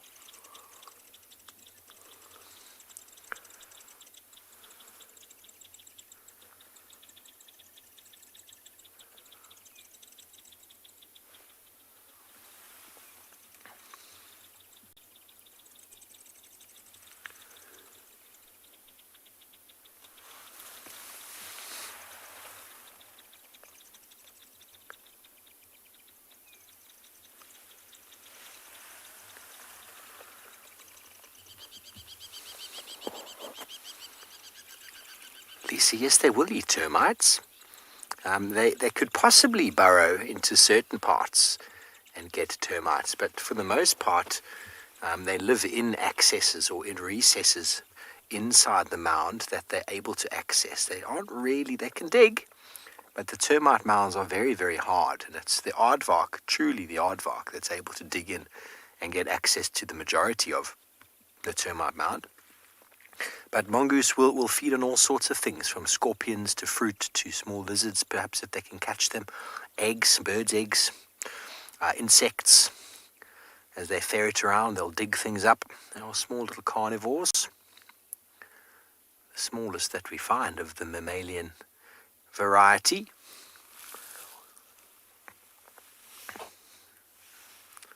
But they do live in holes in the ground for safety, and most of the time those holes are created by termite burrows.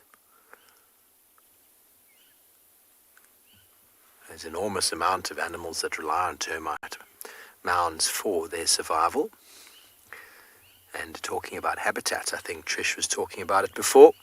Habitat, everybody, if you're new to the show and you're uncertain of what exactly habitat is, it's the area an animal lives in, which with regards to food, water, shelter, and breeding sites. So if you don't have the breeding sites or the shelter, that animal won't live there. It's that simple. It's that simple. That's why some animals can migrate. Birds, for example, they can migrate and then go back somewhere where there's suitable breeding sites, then go back again to an area of food. But they won't breed in the area they go to, some of them, mainly because they might not have the available breeding sites nearby. But termite mounds provide a lot of shelter and cover for hyena, wild dog, honey badger, porcupine, warthog, mongoose. Even steenbok have been known to use them. And from time to time, James Hendry has been found inside of a termite mound, as well as Ronald the Rover.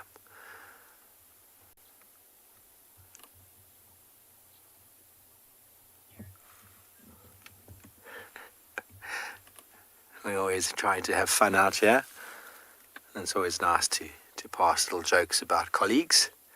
Those of you who don't remember, James Hendry got himself stuck inside of a termite mound on trying to retrieve our little mobile camera, whose name was Ronald. He got stuck inside of a termite mound, and James went inside what was a hyena den to try and get it back. An old hyena den, of course. And he got himself stuck, having to be pulled out by his feet. All very dramatic, of course. But I'm sure James has gotten over it long ago. It's more than a year and a half ago, maybe 2 years ago now.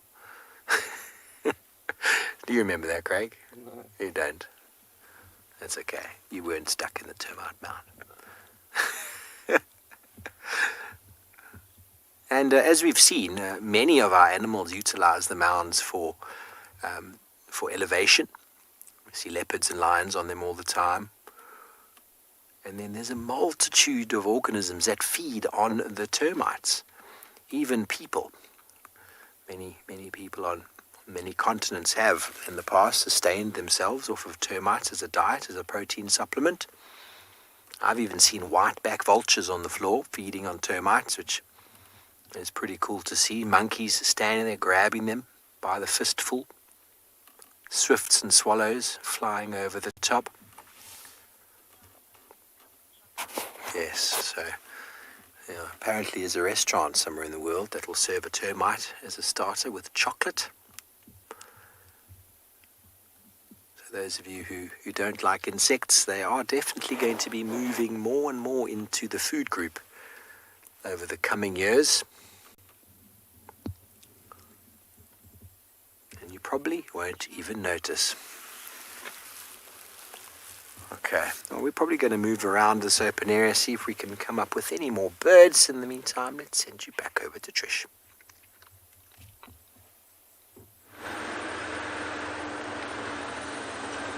I have had one of the nicest insect meals I've ever had was green tree ants in a jus. over some white fish. It was really, really, really good. Really good. Really good. That was an 11.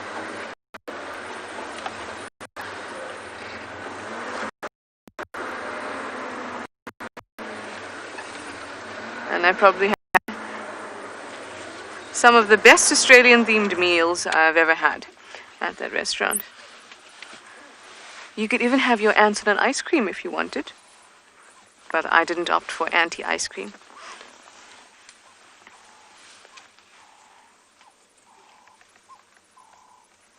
They had a beautiful the ants had a beautiful citrus taste. Oh, Emma said, would it be antifreeze if I put the ants on ice cream? You see, with people like Emma around, you can't expect me to stop dad joking.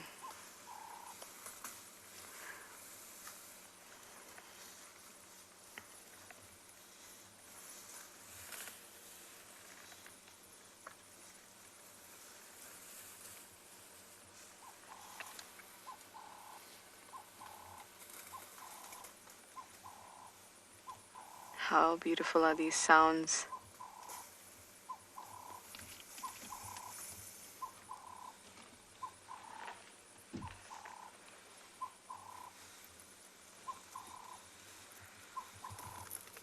Well, here's another tree quiz for you. Oh, no, my assistant is not being obliging. He's going to ask you, what tree is our elephant here eating? It's an easy one, it's a tasty one. I've eaten some of those leaves before.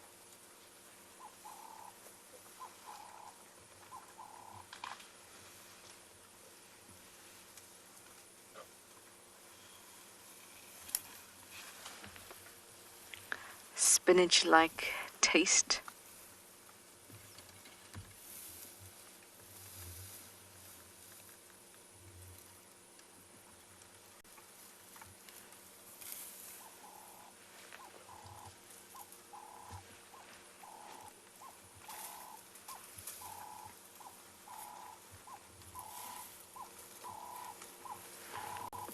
I love watching the drongos that hang around the elephants as they feed, because they pick up all the little insects that the elephants kick up as they pull on the grass and move through the grass. I just saw the drongo moving through the air and catching those insects. It's sitting just on that dead tree. A tiny dead tree there.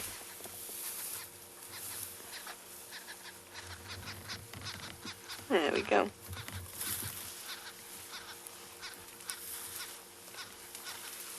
Watching out for its next meal.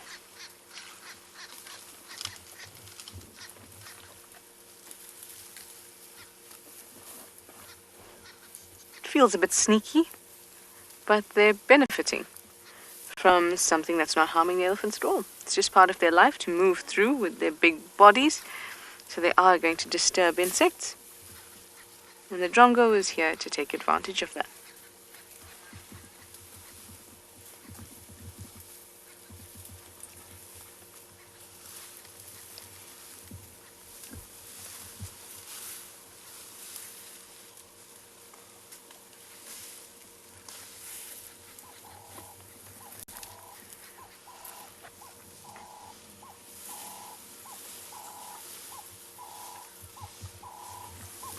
Has anyone guessed our tree yet?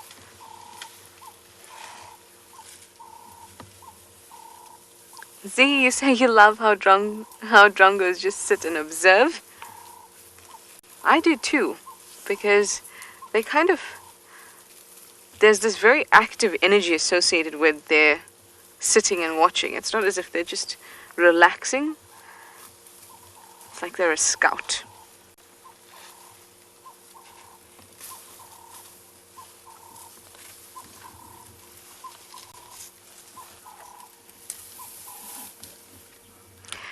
lighter charm. You'd like to know if it's a silver cluster leaf.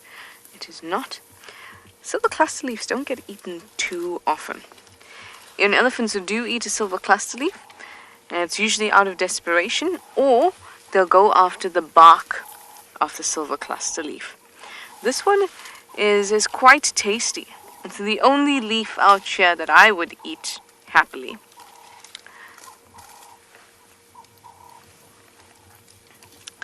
Let me give you a few identifying features of this plant. Let's just get you nice and close to this plant. Kalina, you say a bush willow. It is not a bush willow. You can see there's small leaves, very green.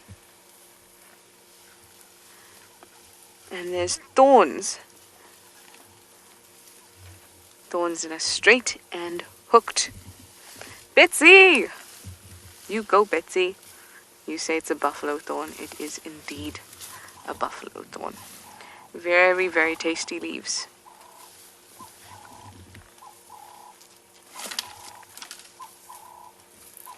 Oh, look at this big girl.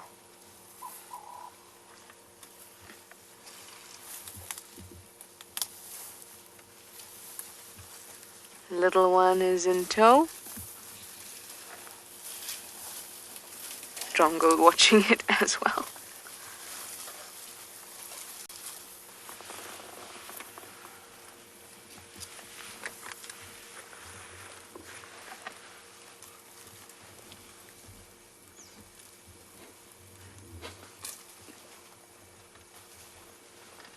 I just saw a kingfisher.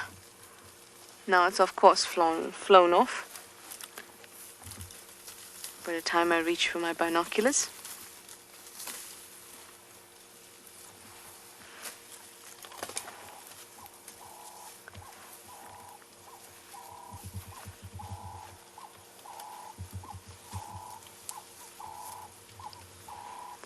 Yay! Nikki is out. Let's go over so he can say good afternoon.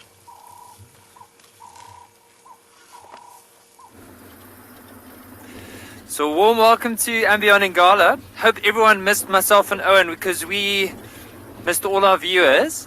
But at least we're out this afternoon and it's such a beautiful afternoon. It's that time of the day where there's like this hue of golden colors around. And our plan is to start heading down to that pride of lions. Oh, before we get to the lions, this is my favorite animal. It's actually such a beautiful herd.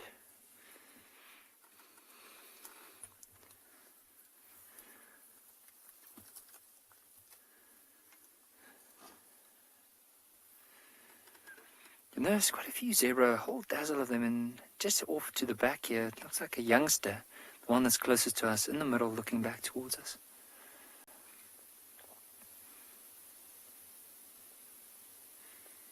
See how close it just sticks to Mom, just doesn't want to leave Mom's side at the moment. But what's quite nice about it is look at the different colors. I mean, if you look at Mom, the shadow stripes in between look like they're a lot darker, more of a dirty wash in comparison to his. He looks like he's lighter in color. And not as prominent shadow stripes.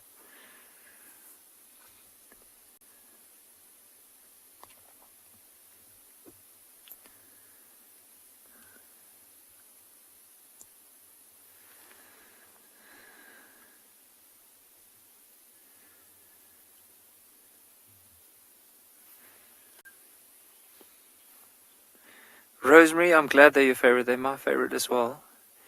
They are just majestic.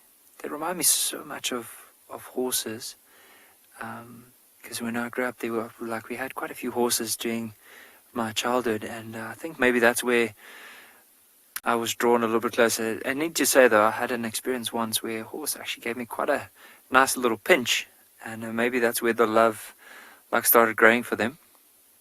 But have a look at that youngster right over there. I do enjoy those stripes. You'll see on the front leg, almost looks like these sergeant stripes. How, if you look at the leg going up, you'll notice it starts off as these horizontal lines, and as you get to the top, it starts almost pulling up into a V shape, and from there on it goes into a vertical stripe. Really beautiful. You'll also notice there's quite a bit of fluff on this one's back. Not as much as a smaller one would have, but as they get older, they start losing that fluff.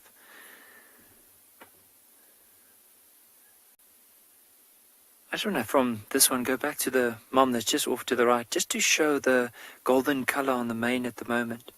Now you'll notice where the stripes run from the neck into the mane. Like if you look at the very top, because of the sunlight, look at that golden sheen at the very top. It's normally like a brown color, but you'll see the way that the zebra is maneuvering that mane. You might just notice that little golden rim.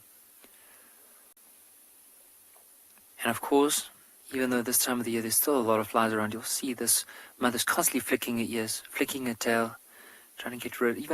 Might even look like she's shaking it. Did you notice on the right shoulder, looks like the skin is hopping up and down, and that's just her trying to get rid of some of the flies. Look at the back. But even notice how the stripes run from the eyes, almost pulled down towards the nose, towards that black, almost, it starts off as a bit of brown, and then the darker patch above the nostrils, and a little bit of, like a touch of white towards the lips.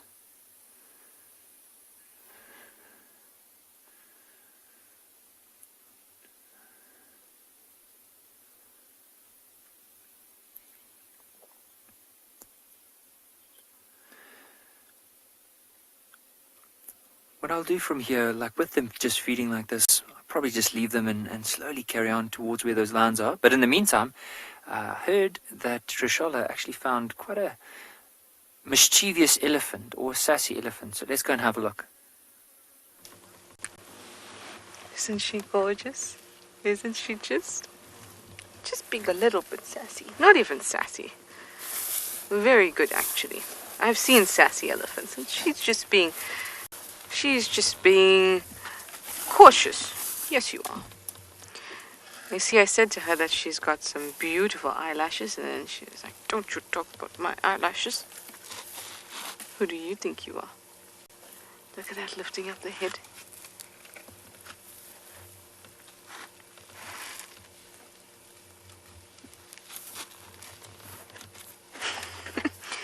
She came up just for that, and now has gone back down to continue her eating. This is a great place for elephants to eat, especially since we haven't had any rain. All the water and moisture that's left will collect in these drainage lines, which means that the vegetation in these drainage lines are greener and juicier. And that's what elephants want. Elephants are picky. They're picky drinkers and they're picky eaters. They want to have the nicest of all things.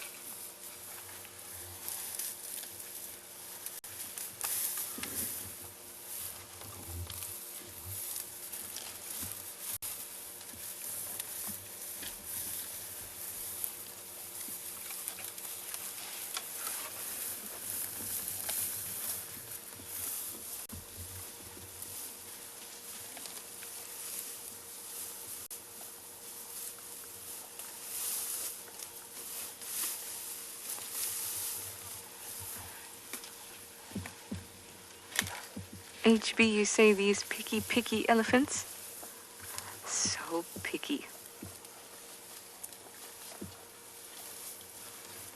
Oh, I got some play mating going on behind us. It's going to be very difficult to see.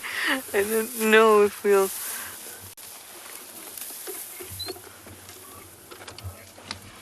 Oh! I'm just going to turn like this a little bit, see if we can catch these mischief makers on the side there.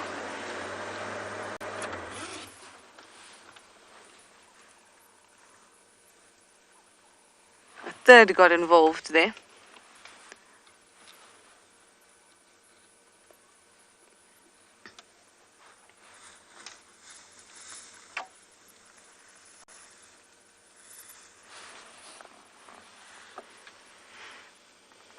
Of course, things calm down as soon as we want to show you.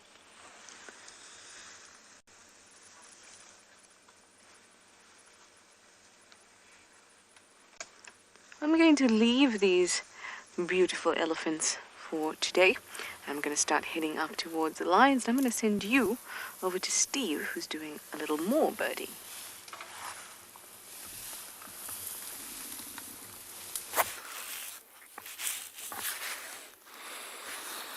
Thanks, Trish. Yes, well, I could bird all day, really. And it's just sort of turned out to be that kind of afternoon. We've just been bumbling along and finding some nice birds. Very peaceful out here. A guinea fowl walking through the open plains. You can see they walk together as a group, and every now and again you see them scratching a living out of life. They're very important birds. Namely, the fact that they do feed on seeds and distribute seeds through their dung. Secondly, also, they scratch the earth and cause disturbance. Disturbance is essential out here. So the scratching of the dirt, looking for insects and looking for food, an integral part for breaking up the crust, which allows seeds to germinate on that soil. And there is a crowned lapwing photobombing. He says, "Don't forget about me, Steve. I'm here too." I also like it out in the open.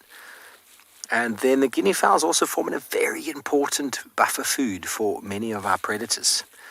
Wouldn't necessarily say lions are the biggest hunters of guinea fowl, but leopard most certainly, wildcat, serval, caracal, and then the large raptors as well. Very important food source for them.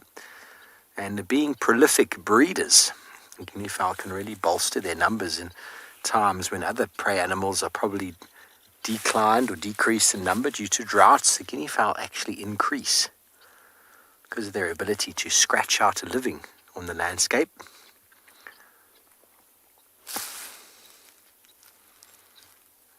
And like the birds I was talking about, guinea fowl don't really fly. They could clear a fence in a small little area as a last resort to avoid being caught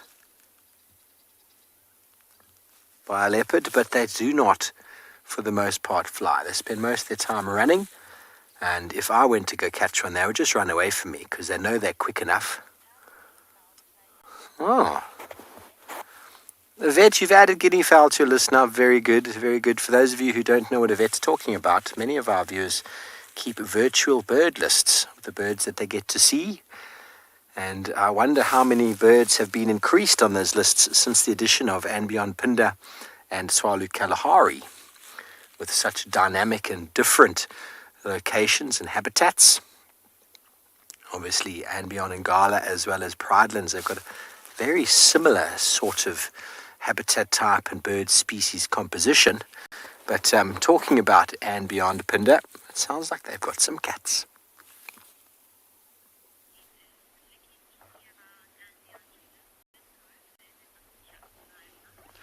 Welcome back, everyone. As you can see right behind there, we have a lovely cheetah with 3 young cubs, which is amazing to see.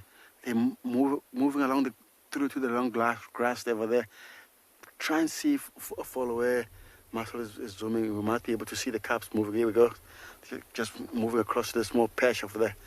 Well, she looks like she's busy hunting at the moment. She's very, very skinny, as you can see her. We're trying to loop around and try not to step where she's going because, especially with the small cubs as well. Looks like she's actually focusing over behind the tree. I'm not sure if she spotted something there. Wow, look at the small cubs, amazing. Wow, we're gonna stay on this area for now. See if we can get a better view.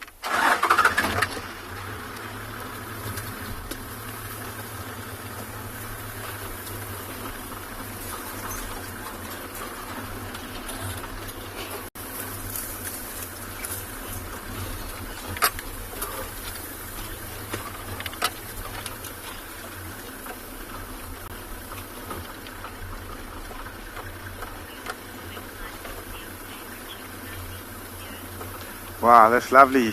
It's very good. Awesome evening, especially with the small cubs.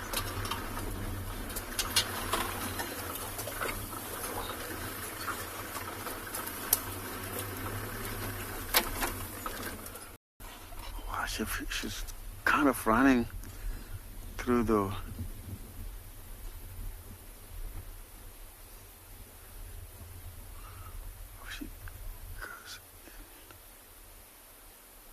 she's moving through to the tall grass over there. We find we won't be able to follow through. They were trying to loop around, and she might come across the next road there and see if you can get a better view from there. Especially the sun shining direct where she's going to will be awesome to us.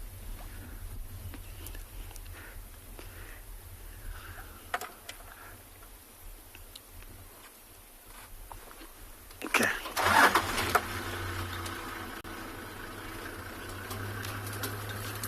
Alright, so we're going to try to loop around because she's cutting through to the bushes, and we're trying to catch her around on the other side there.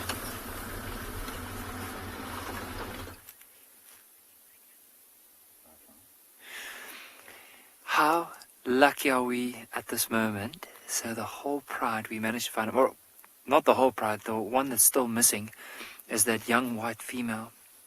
Now what I'm thinking is possibly with the other young male that was around, so that Birmingham young male, the one that had the limp. So if that male is somewhere here, or maybe left behind, I wonder if that young female might not be with him. Because I would almost expected her to be here now. So for those viewers, or for those of our viewers that don't know too much about this pride, so this is the Birmingham pride. It's the pride with the 2 white lines in it. And at the moment, we can only see one of the white lines, which is just lying down off to the right here. So just see there's a tree, and he's just positioned himself behind this tree so that you can just see the outline of his body.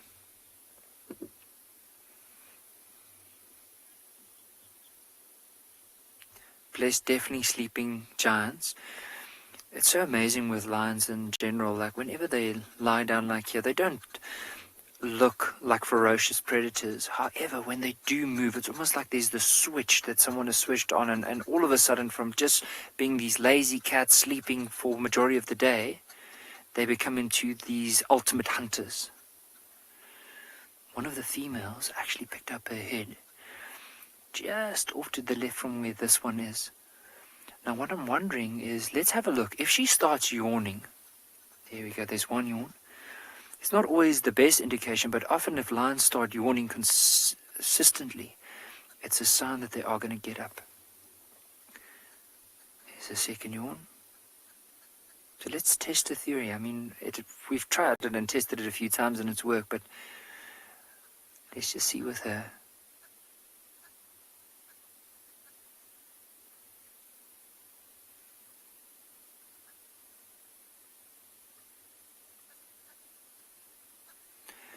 So Adam, age 6. So with tigers, you mainly find them up in India. So they're more in the type of habitat that they occur also in is a very jungly habitat in comparison to that of the lions. And also, they are very solitary animals, solitary hunters. They have to use thick cover, camouflage in order to conceal themselves, in order to hunt. Whereas, so if you had to compare them against an African cat, that's very similar in terms of using camouflage, and the whole design and the way they stalk animals would probably be something like a leopard.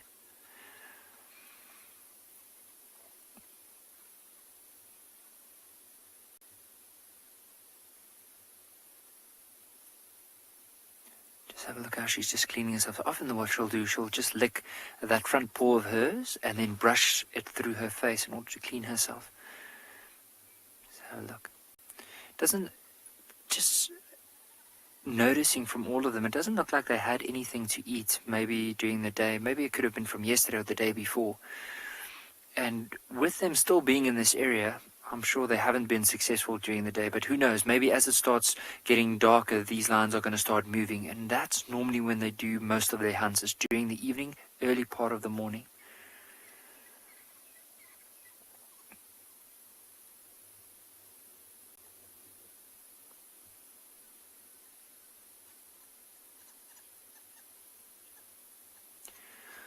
for now, I just want to spend a bit more time with these lions, and hopefully we'll be rewarded with them getting up. But in the meantime, let's send you across to Steve, because apparently he has found quite an amazing bird.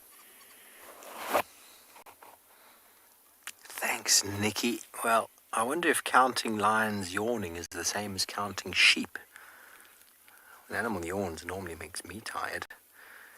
Or when a person yawns anyway, makes me yawn. We have found a grey-headed heron. Perched on top of the tree, head tucked in. This is the bird that has got a very long beak for piercing and darting, catching prey, and quite large feet for walking around wetland areas and splaying out the weight so that they don't sink in.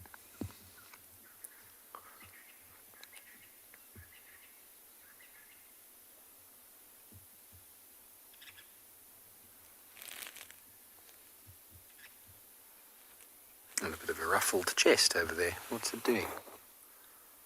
Oh, wonderful.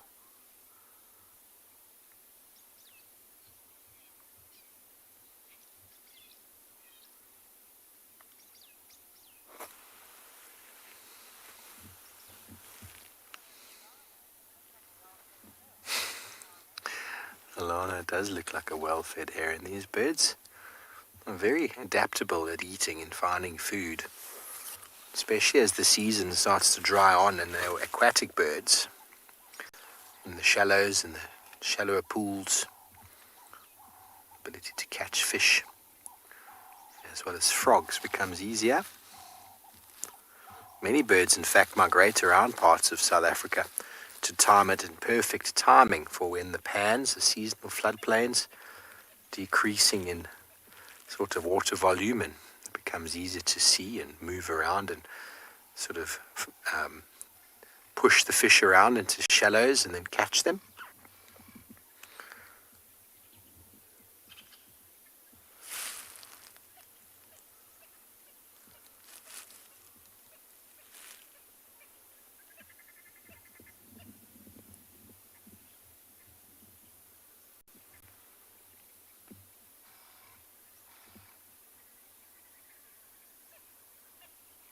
I'm sure he's got a wonderful view up there of the setting sun.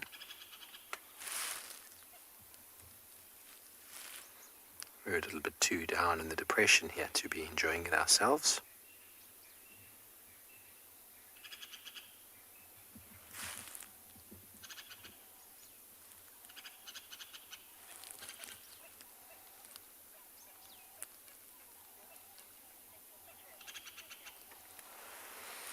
Okay, well, it seems as if Trishada's lions are on the move, I think, so let's send you over to her.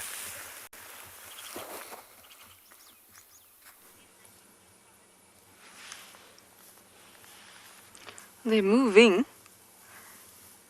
Ooh. This is how it starts. Stretches. Grooming. Reaffirming some bonds. And then they get up and move. They won't move a lot at first, so just move a couple meters here, a couple meters there. You'll know when they're actually on the move.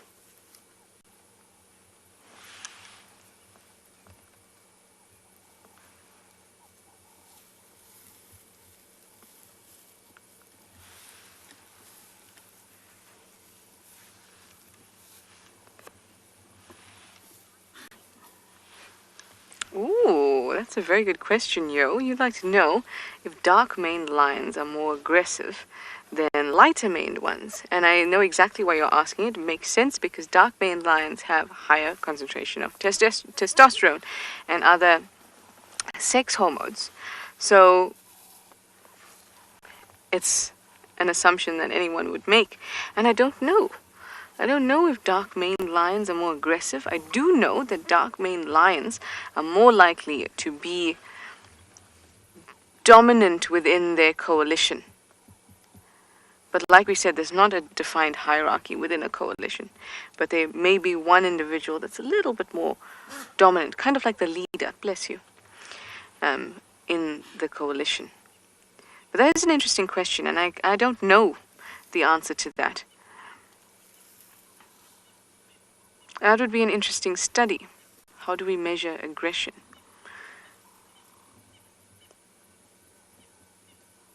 Can be done if they come into contact with other males, but or if they don't, that would be a really interesting study.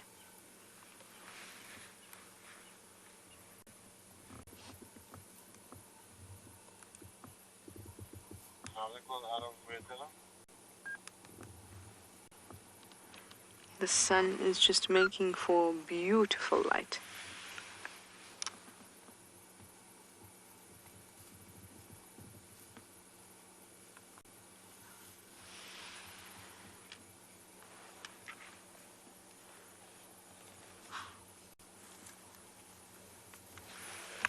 Oh, someone's up. Beauty. Oh, don't you love lions in this light?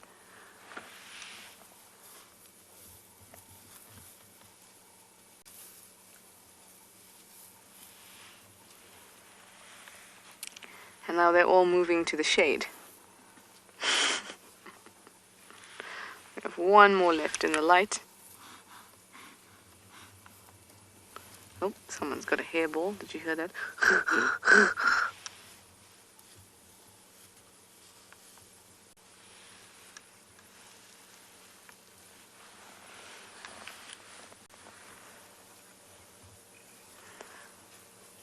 I have one more lion left in the sun, and they're all moving to the shade, but Nikki has some sun-kissed ones, so let's go over.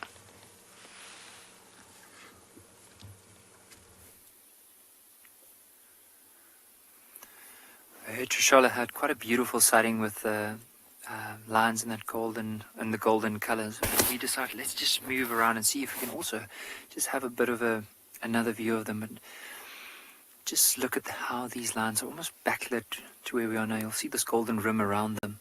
And this is the young white male that we were talking about earlier. Now, if he stands up, I want us to have a look around the hip area, because it looked like there was quite a big, well, not a big gash, but there was a gash around his rump. And I wonder if it was from buffalo that they were hunting over the last few days. Maybe the horn of that buffalo caught the backside. But it doesn't look like something serious. Oh.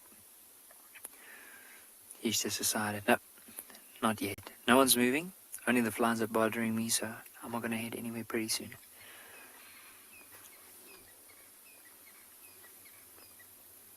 But what I want to do is I want everyone just to watch these lions with the sun setting, and I want you to listen to the sounds that we have as well.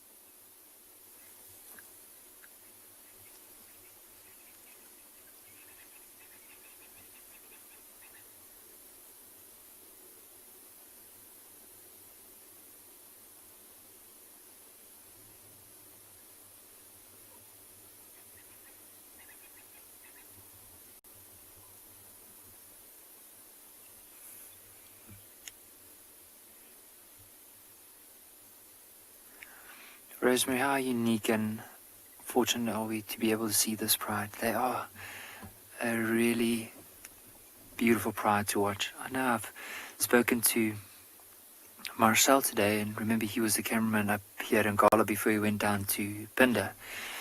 And he reckons from seeing especially this particular pride, I mean, he's seen a lot of lions around in Ngala, but this particular pride was one of his favorites as well, being able to spend some time with him. I think for all of us, especially the rangers also, we really enjoy following this pride and being able to see and learn more of their behavior. Because I think for me also, from all the eras that I've guided before, each pride has certain characteristics that are very similar in terms of lion behavior in general, but every single pride has a unique characteristic, unique patterns of movement and when and where they do move. And this particular pride moves quite a bit. The other day we were tracking them and they crossed, I think it was close to 16, 17 kilometers during the night to get to a particular waterhole. And during that time, as they were moving, they actually killed 2 impala. So I could just imagine between those spaces, they would have just put their heads down and moved as fast as they can. Where in some areas, the lions don't need to move that far. And I wonder also that young female was still with the young cub, because of the movements of this pride, she just can't keep up with them, with those youngsters, and that's why she's almost moved away from them until they are capable of keeping up, and then she'll bring them back into the pride. But also, being such a big pride, I mean, right here there's 11 lions, there's quite a bit of competition for food, so maybe that's also another reason why she's keeping them back for now.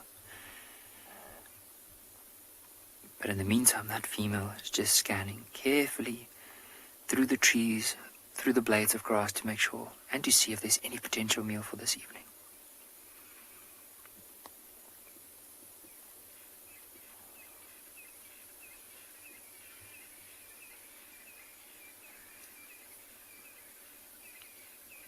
Elizabeth, in Africa, they are the heaviest of the big cats, but tigers are heavier than lions.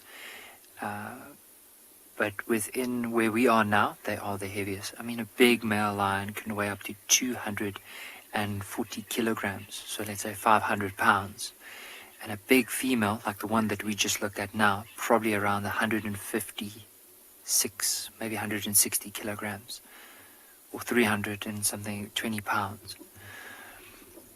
So they are one of the biggest. And then under them would be something like a big male leopard. And a big male leopard would at the most be close to 100 kilograms. So these lionesses literally outcompete most of the bigger cats. But have a look at the beautiful mountain range in the back. So that's the Drakensberg mountain range. And this, I also wonder if the lions didn't strategically place themselves here, of course, to scan and see if there's any potential meal, because you can see the vantage point where we are now. You can actually see the mountains in the distance. So if you were down in the valley, you can't really have that wide view of what's going on around. But it is so beautiful.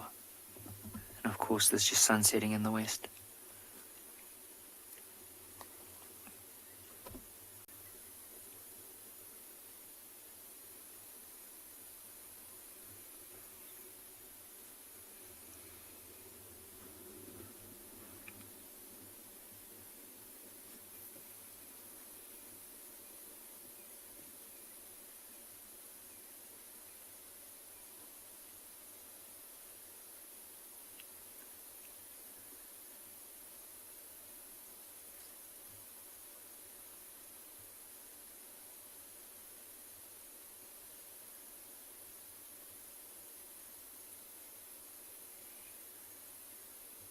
Wild Earth relies on support from viewers like you to carry on broadcasting our daily live shows. A small donation goes a long way in helping us on our mission to connect the world with nature.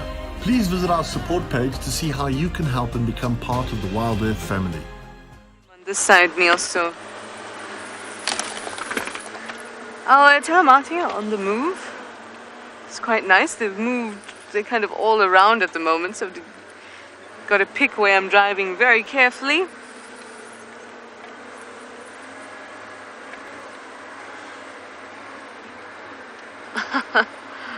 So they're crossing straight over Drakensberg, and they're going to go straight over Cheetah Cut Line. Can I have an update? Stations at Talamati have crossed Drakensberg, and they look like they're going to head straight east over Cheetah Cut Line. So I'm thinking, let's go on Cheetah Cut Line and stand by. They're in a line, walking in a gorgeous line.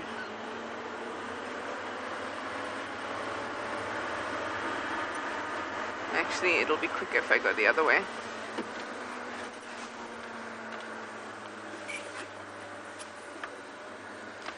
striped horse, you'd like to have lions sleep for fewer hours since the winter days are shorter.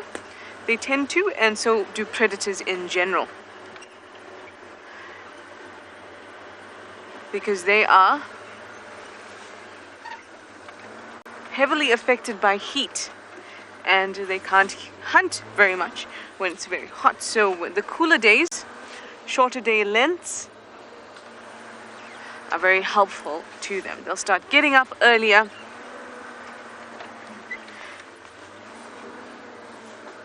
and settling down later during the day.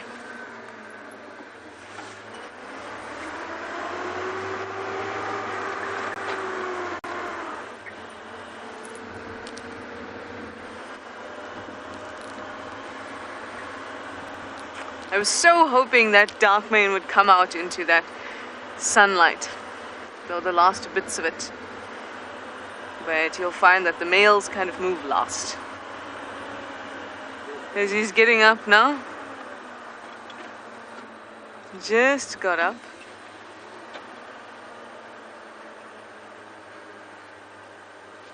Yep, he's gonna walk on this path in front of us, hopefully. Niels, can you see him there?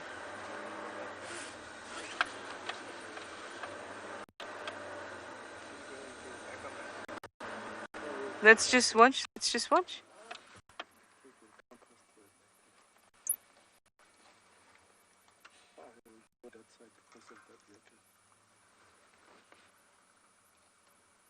Let's see.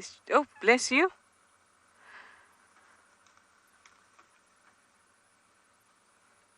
Okay, I'm gonna send you over to Nikki before he has to move, and we'll try and figure out where this evoker is going to.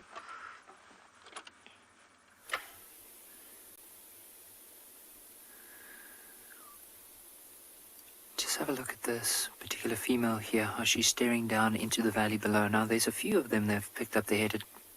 We're just trying to see if there is anything down on that side, because what I can imagine is something possibly like wildebeest or zebra that are moving towards this open area, just off to the right of where they are. But notice these ones here, just carefully scanning. They're lying down in such a way that the wind's actually coming from the back. So if something had to move behind them, they'll probably be able to smell it, but at least if something's coming from downwind, they'll be able to see it.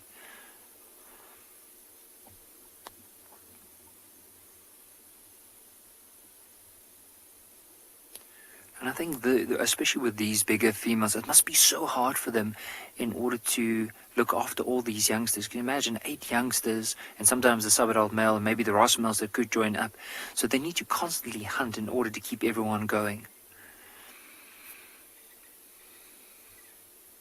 So for them, it's very, very important that they use every opportunity they can get. And even though they are such a big pride, they're not always successful with their hunts. So with lions in general, we mentioned it a couple of times during our... So in the meantime, we'll probably just see what they're going to be doing. But I heard Darkmane is going to move past Trishala, so let's quickly head towards her.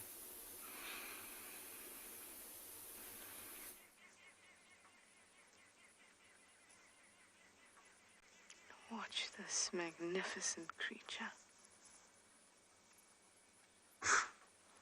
Bless you.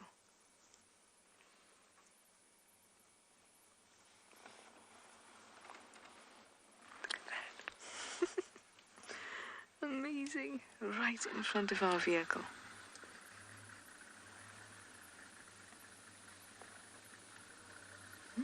You like this tree?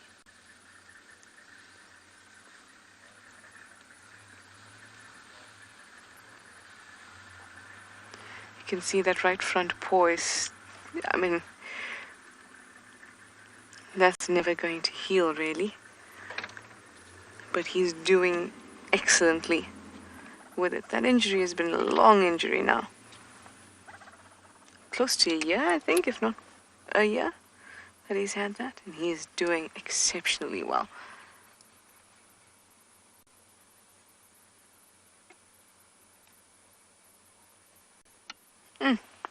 That was lovely. So now we'll go with our original plan, that is to go to Cheetah Cut Line and see if we can see them cross Let's do it.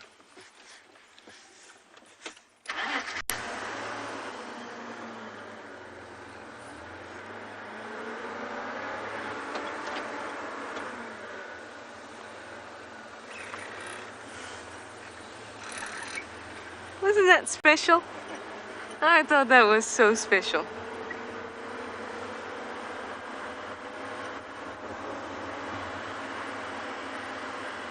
All of you were saying that was really great. I think so too. It's been such a long time since we've seen dark mane fully, not hidden behind trees, branches,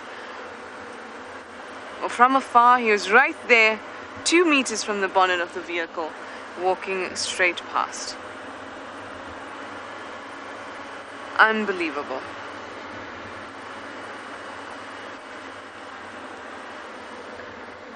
This is what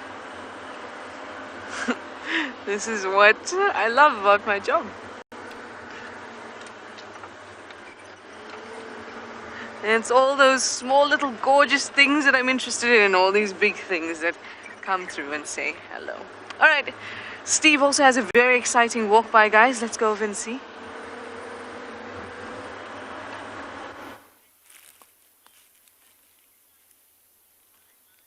Thanks, Trish. Well, walk-bys are the best, aren't they? We've got a double team here. A pair of Cape glossy starlings this time. Let's see if you can see the difference. You can easily see that orange eye, can't you? It stands out from a distance, and the tail is quite small. And if you do look very close, it's not always very easy to do, but you'll notice they don't have a dark patch behind the ear. Now, these fellows are walking around on the cheetah cut line boundary on this fire break that was put in. And it's common to find many birds moving through these areas after fire. Fire is a natural ecological driving force in the savannah. And, not everything can escape the fire. So insects will get charred. Some small mammals might, as well as some small reptiles. It is part and parcel of what happens. Majority of them will find shelter underground or move away. But it doesn't actually, it's not lucky. Not everybody is as lucky. And so many birds are found on these open, burnt areas afterwards, cleaning up and picking up the scraps. So another very good opportunistic behavior that these birds have evolved with.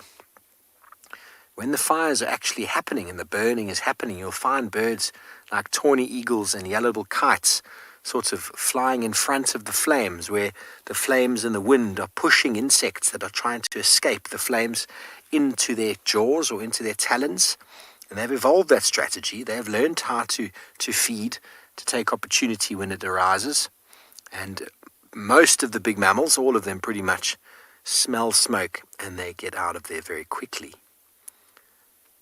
Together with us, all of these animals have evolved in that landscape. And another bird that enjoys doing a fair bit of walking.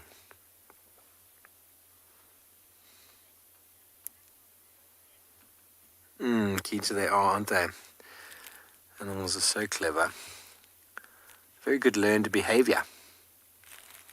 A little bit of barbecued insect. We talked about insects earlier, and these starlings like this, a little bit charred.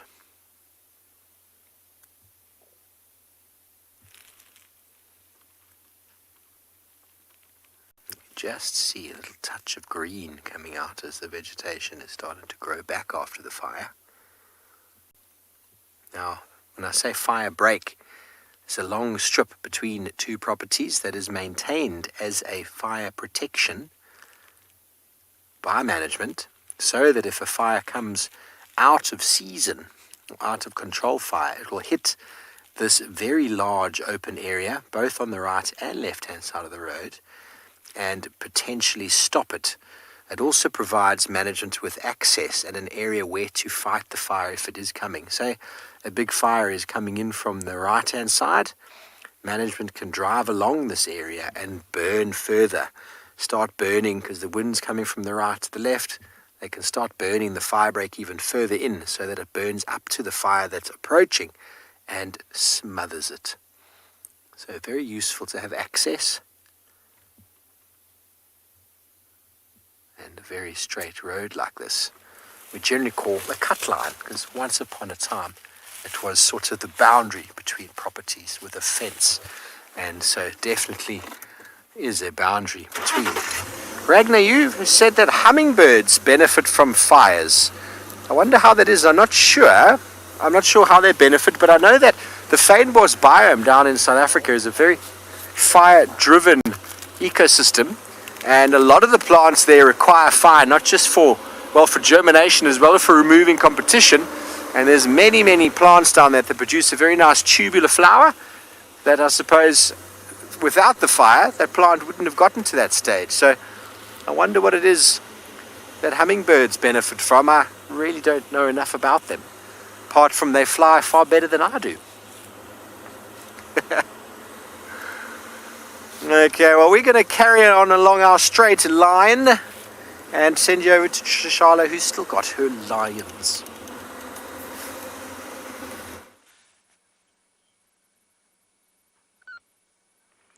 They have taken a pause. I see what you did there, Steve. Well done, well done. I tipped my hat.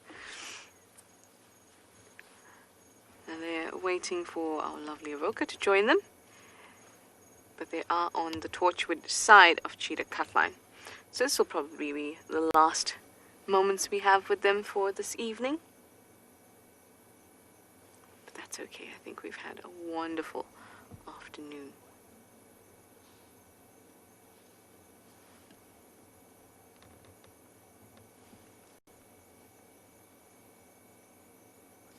I think I can hear the Avoca coming through.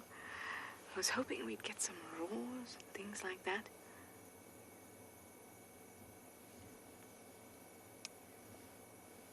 Maybe not just yet.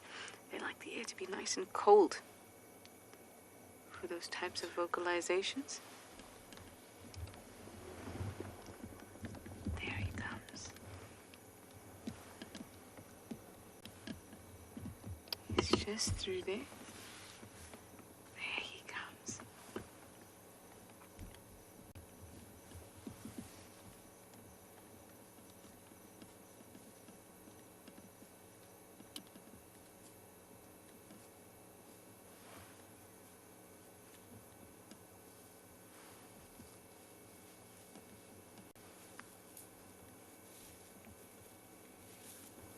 Oh, look at his cubs.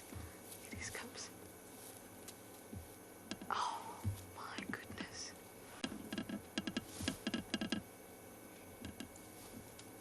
Oh, was that not beautiful?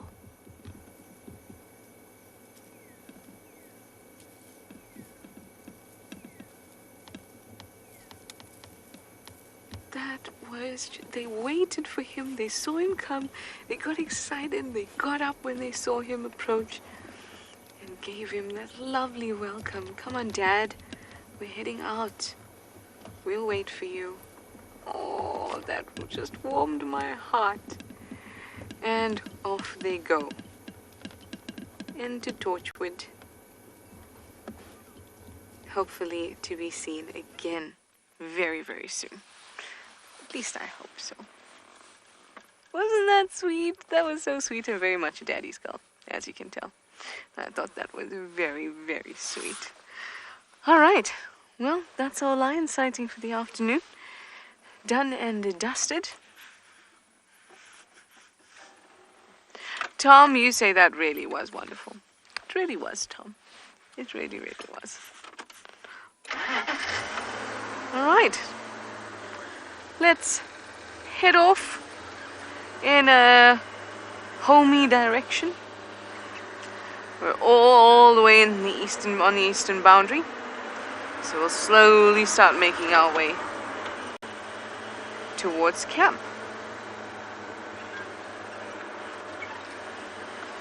Ooh, Nikki. Nikki's on the search for a last red leopard. I give him all my luck. You go, Nikki.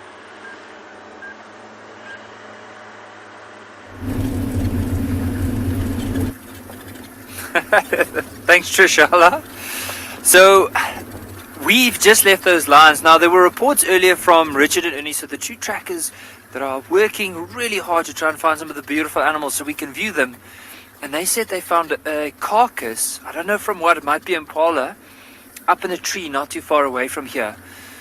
So those lions eventually decided to move off a little bit, and they all went and they lied down.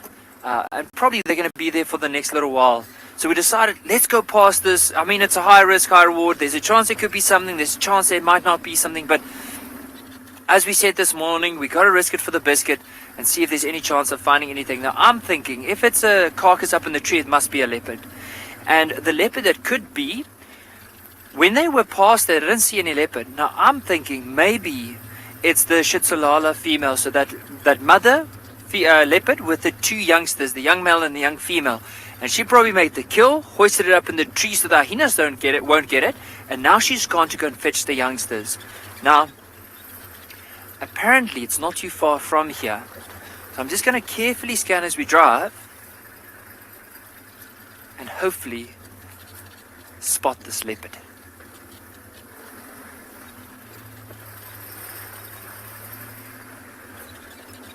Now, often this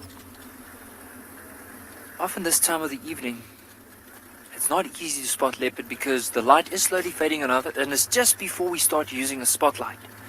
Now I'm just carefully driving because as these leopards might move, the white end at the end of the tail, maybe under the chin, that bit of white, that's what we could be looking out for. And so I'm going to ask all the viewers to keep those fingers crossed, and hopefully we can get this leopard, or leopards.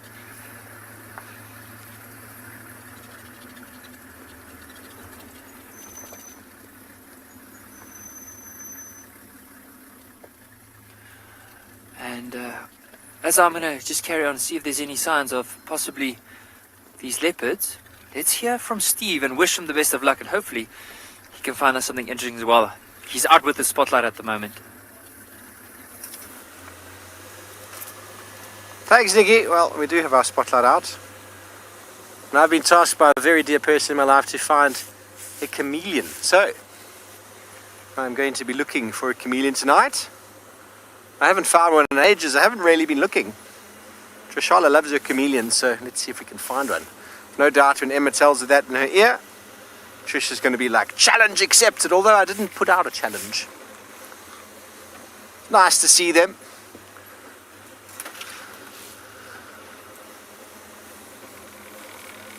No, you'd never do that, Emma. I know.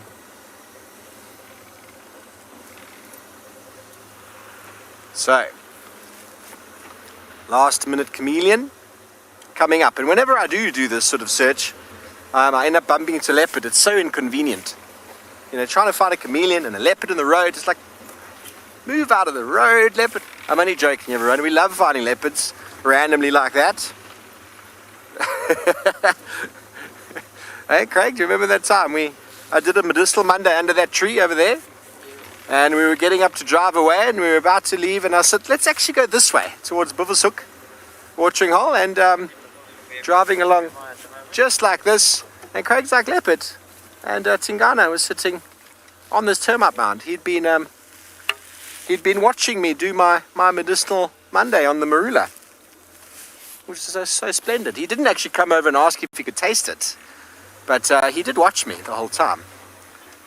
Made me feel quite honoured that I had the Duke watching my performance.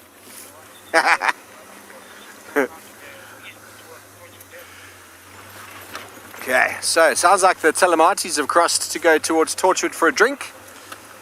We were talking earlier about when do we go on safari, the best times, and you know, watering holes this time of year are a place of activity, and these animals will go there because the water's only in those places. But in summer, there's water everywhere, so you can't actually gauge where any animal's going to go with regards to that sort of movement. But when they start moving in the general direction of a watering hole in the winter months, go check there. It's a very good way of doing so. And once you know all the little bits and pieces and pans and puddles around the property, then you can find them in the summer as well.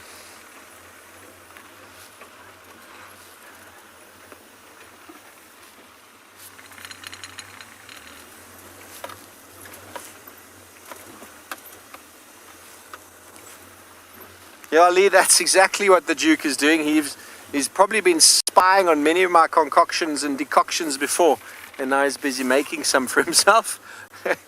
A nice elixir for when it comes time to come back and sort out Moati. I'd love to see that happen. Very peaceful here at Buffelshoek, but we're going to carry on because we have a mission.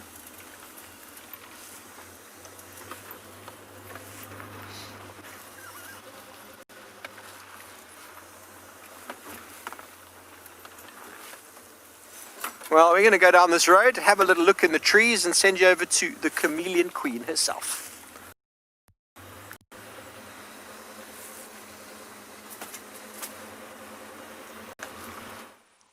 Oh, why? I'm flattered. Chameleon queen, you say? Oh, you're tough. Thank you, Steve. I do love those little critters. Really, really do. Can't wait to explore my garden and see if I have any chameleons around. Definitely no impalas, though. We have some very peaceful evening impalas here on Mumba Road.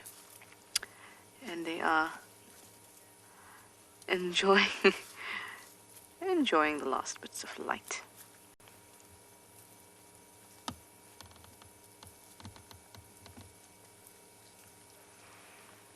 Little bits of movement, even off the boughs, as you can see.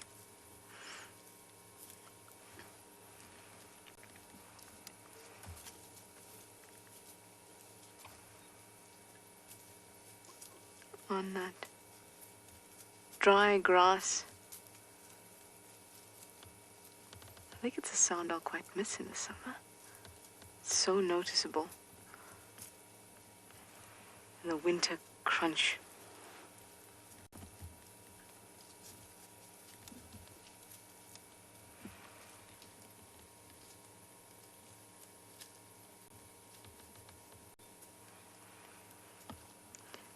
Very, very nice. Now, you know, I can't help it if I happen upon a chameleon, okay? So please don't be upset with me if I happen upon one.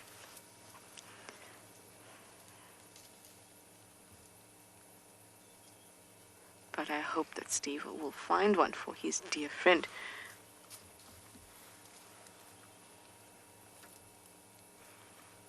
If not my chameleon, too would be Steve's friend's chameleon.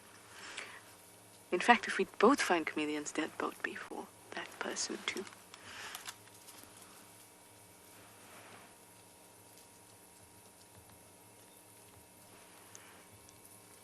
Well, they're starting to move further and further into the block and enjoying their evening dinner, really, at this time.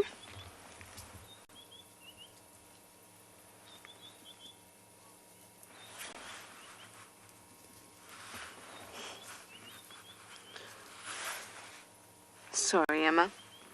I only got all the viewers. I hope it was all the viewers are happy. Is that what it was?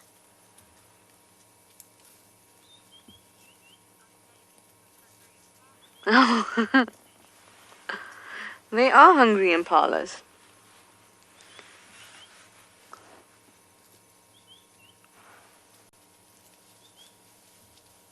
Very, very hungry impalas. Hungry impalas, some would say. Anyway, let's drive along because it's this time of the evening when predators would be mobile. Maybe we'd gonna try our luck with a leopard, last minute leopard, on our way home.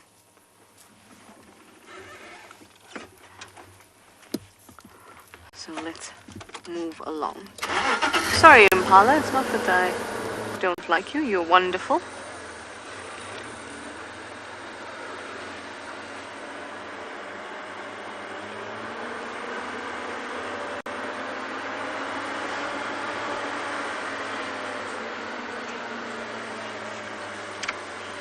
Put that off for these guys. There we go.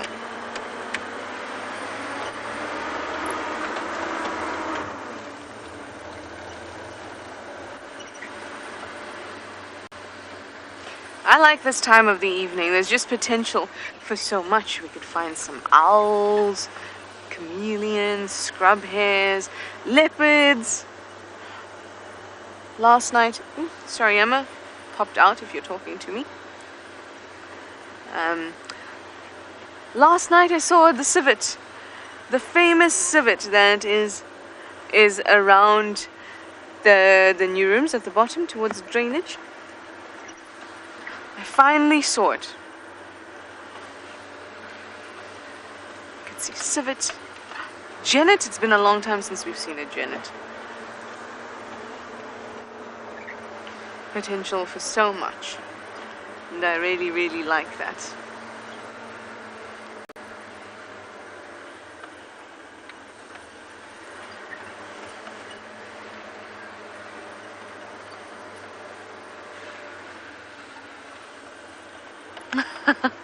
You're all very excited that I've seen one.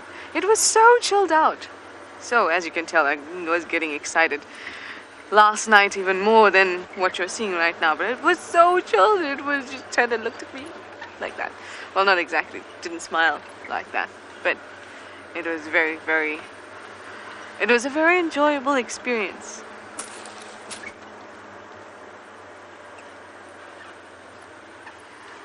So now we're going to have to find one, Emma says. Well, the tracks are all around. And you see their tracks far more than you'll ever see them. Fortunately, that's just the way it goes. Sometimes you can even with your spotlight see little butterflies that have gone to sleep. And they hang with their wings closed on trees.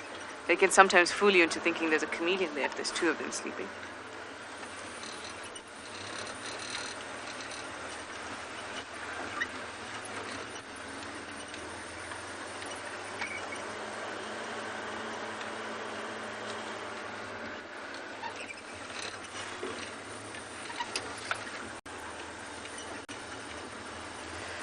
Well, let's hold thumbs for a last-minute leopard for ourselves. Maybe it'll happen, maybe it won't. But Nikki was on the lookout, so let's go and get a report.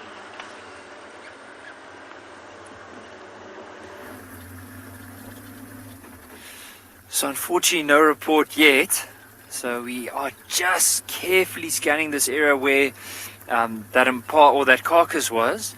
We haven't seen anything yet. I wonder if she's still like away and on her way back here. I haven't really seen the carcass. I'm trying to scan some of the trees. And I don't know if she might have taken the kill down or maybe if the kill was stolen. So I'm not too sure. I'm carefully scanning the area and hopefully there is something.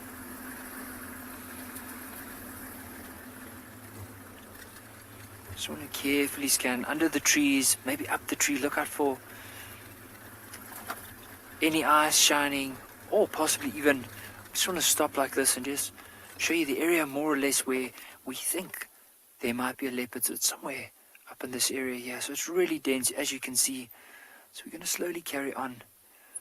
And earlier on, we also stopped to listen if there were any sounds of maybe bones crunching or something moving through the grass that could potentially give us an update. But we're just carefully scanning. So I just want to scan that tree as well. This is exciting. This is very exciting, but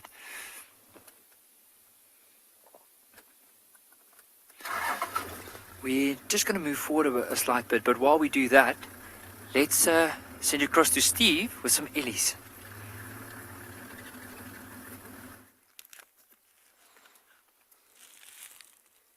Thanks, Nikki. Well, my chameleon search is hopelessly thwarted.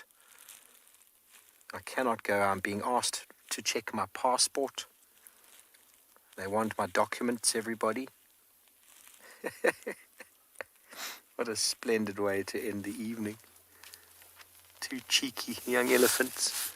And Mum is off to the side feeding, and these two have thought, well, we're going to influence this man as much as possible because, well, we can. We're big. Anyway, Mum's big.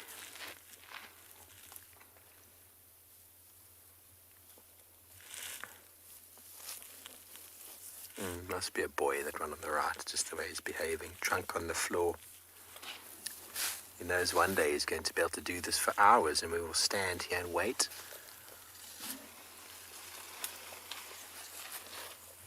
Yes, you are so formidable.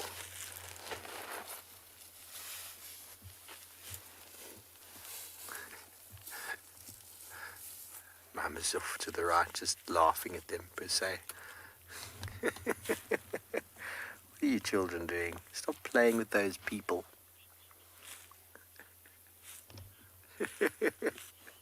HB, these are the world's biggest chameleons.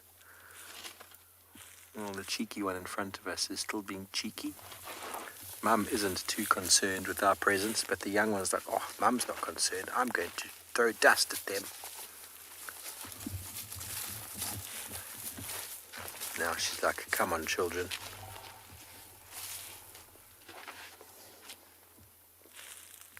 What a wonderful family photo.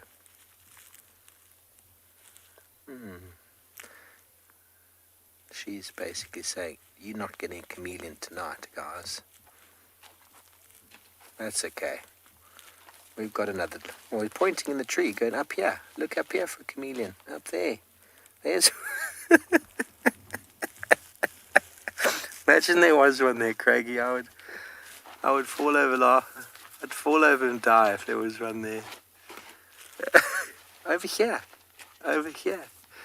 I'm still going to have a look once I turn away with my spotlight, because if there is one there, this is going to be just a world of fun. A world of fun. Now, as they move off, I'm just going to check with my spotlight. I don't see one, but that could have been the blind being led by the elephants. You want to find a chameleon? Right, over there. Everyone, I don't know what to say about that. That was just classic. I'm going to move up a bit so you can just give you one last shot of their bottoms as they depart. They depart into the bushes up ahead of us. How's that, Craigie, a bit more?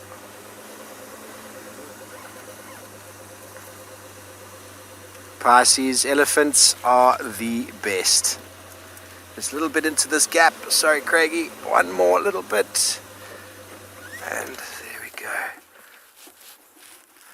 Sorry about that. Not the best position. There it is. Hello, you cheeky little boy. You can probably just hear them moving off. And sorry about the ending there, everybody. Elephants in the IR is often not the best, but we do thank you all for your patience with us this afternoon. It has been super wonderful to show you wonderful scenes from the wild. Wonderful images, birds and all sorts. Trishala with the Talamatis. What a splendid way to end the show. Elephants leading the way. We will see you tomorrow morning, same time, same place. Thanks from all of us, and we will see you in the morning. Good night and goodbye.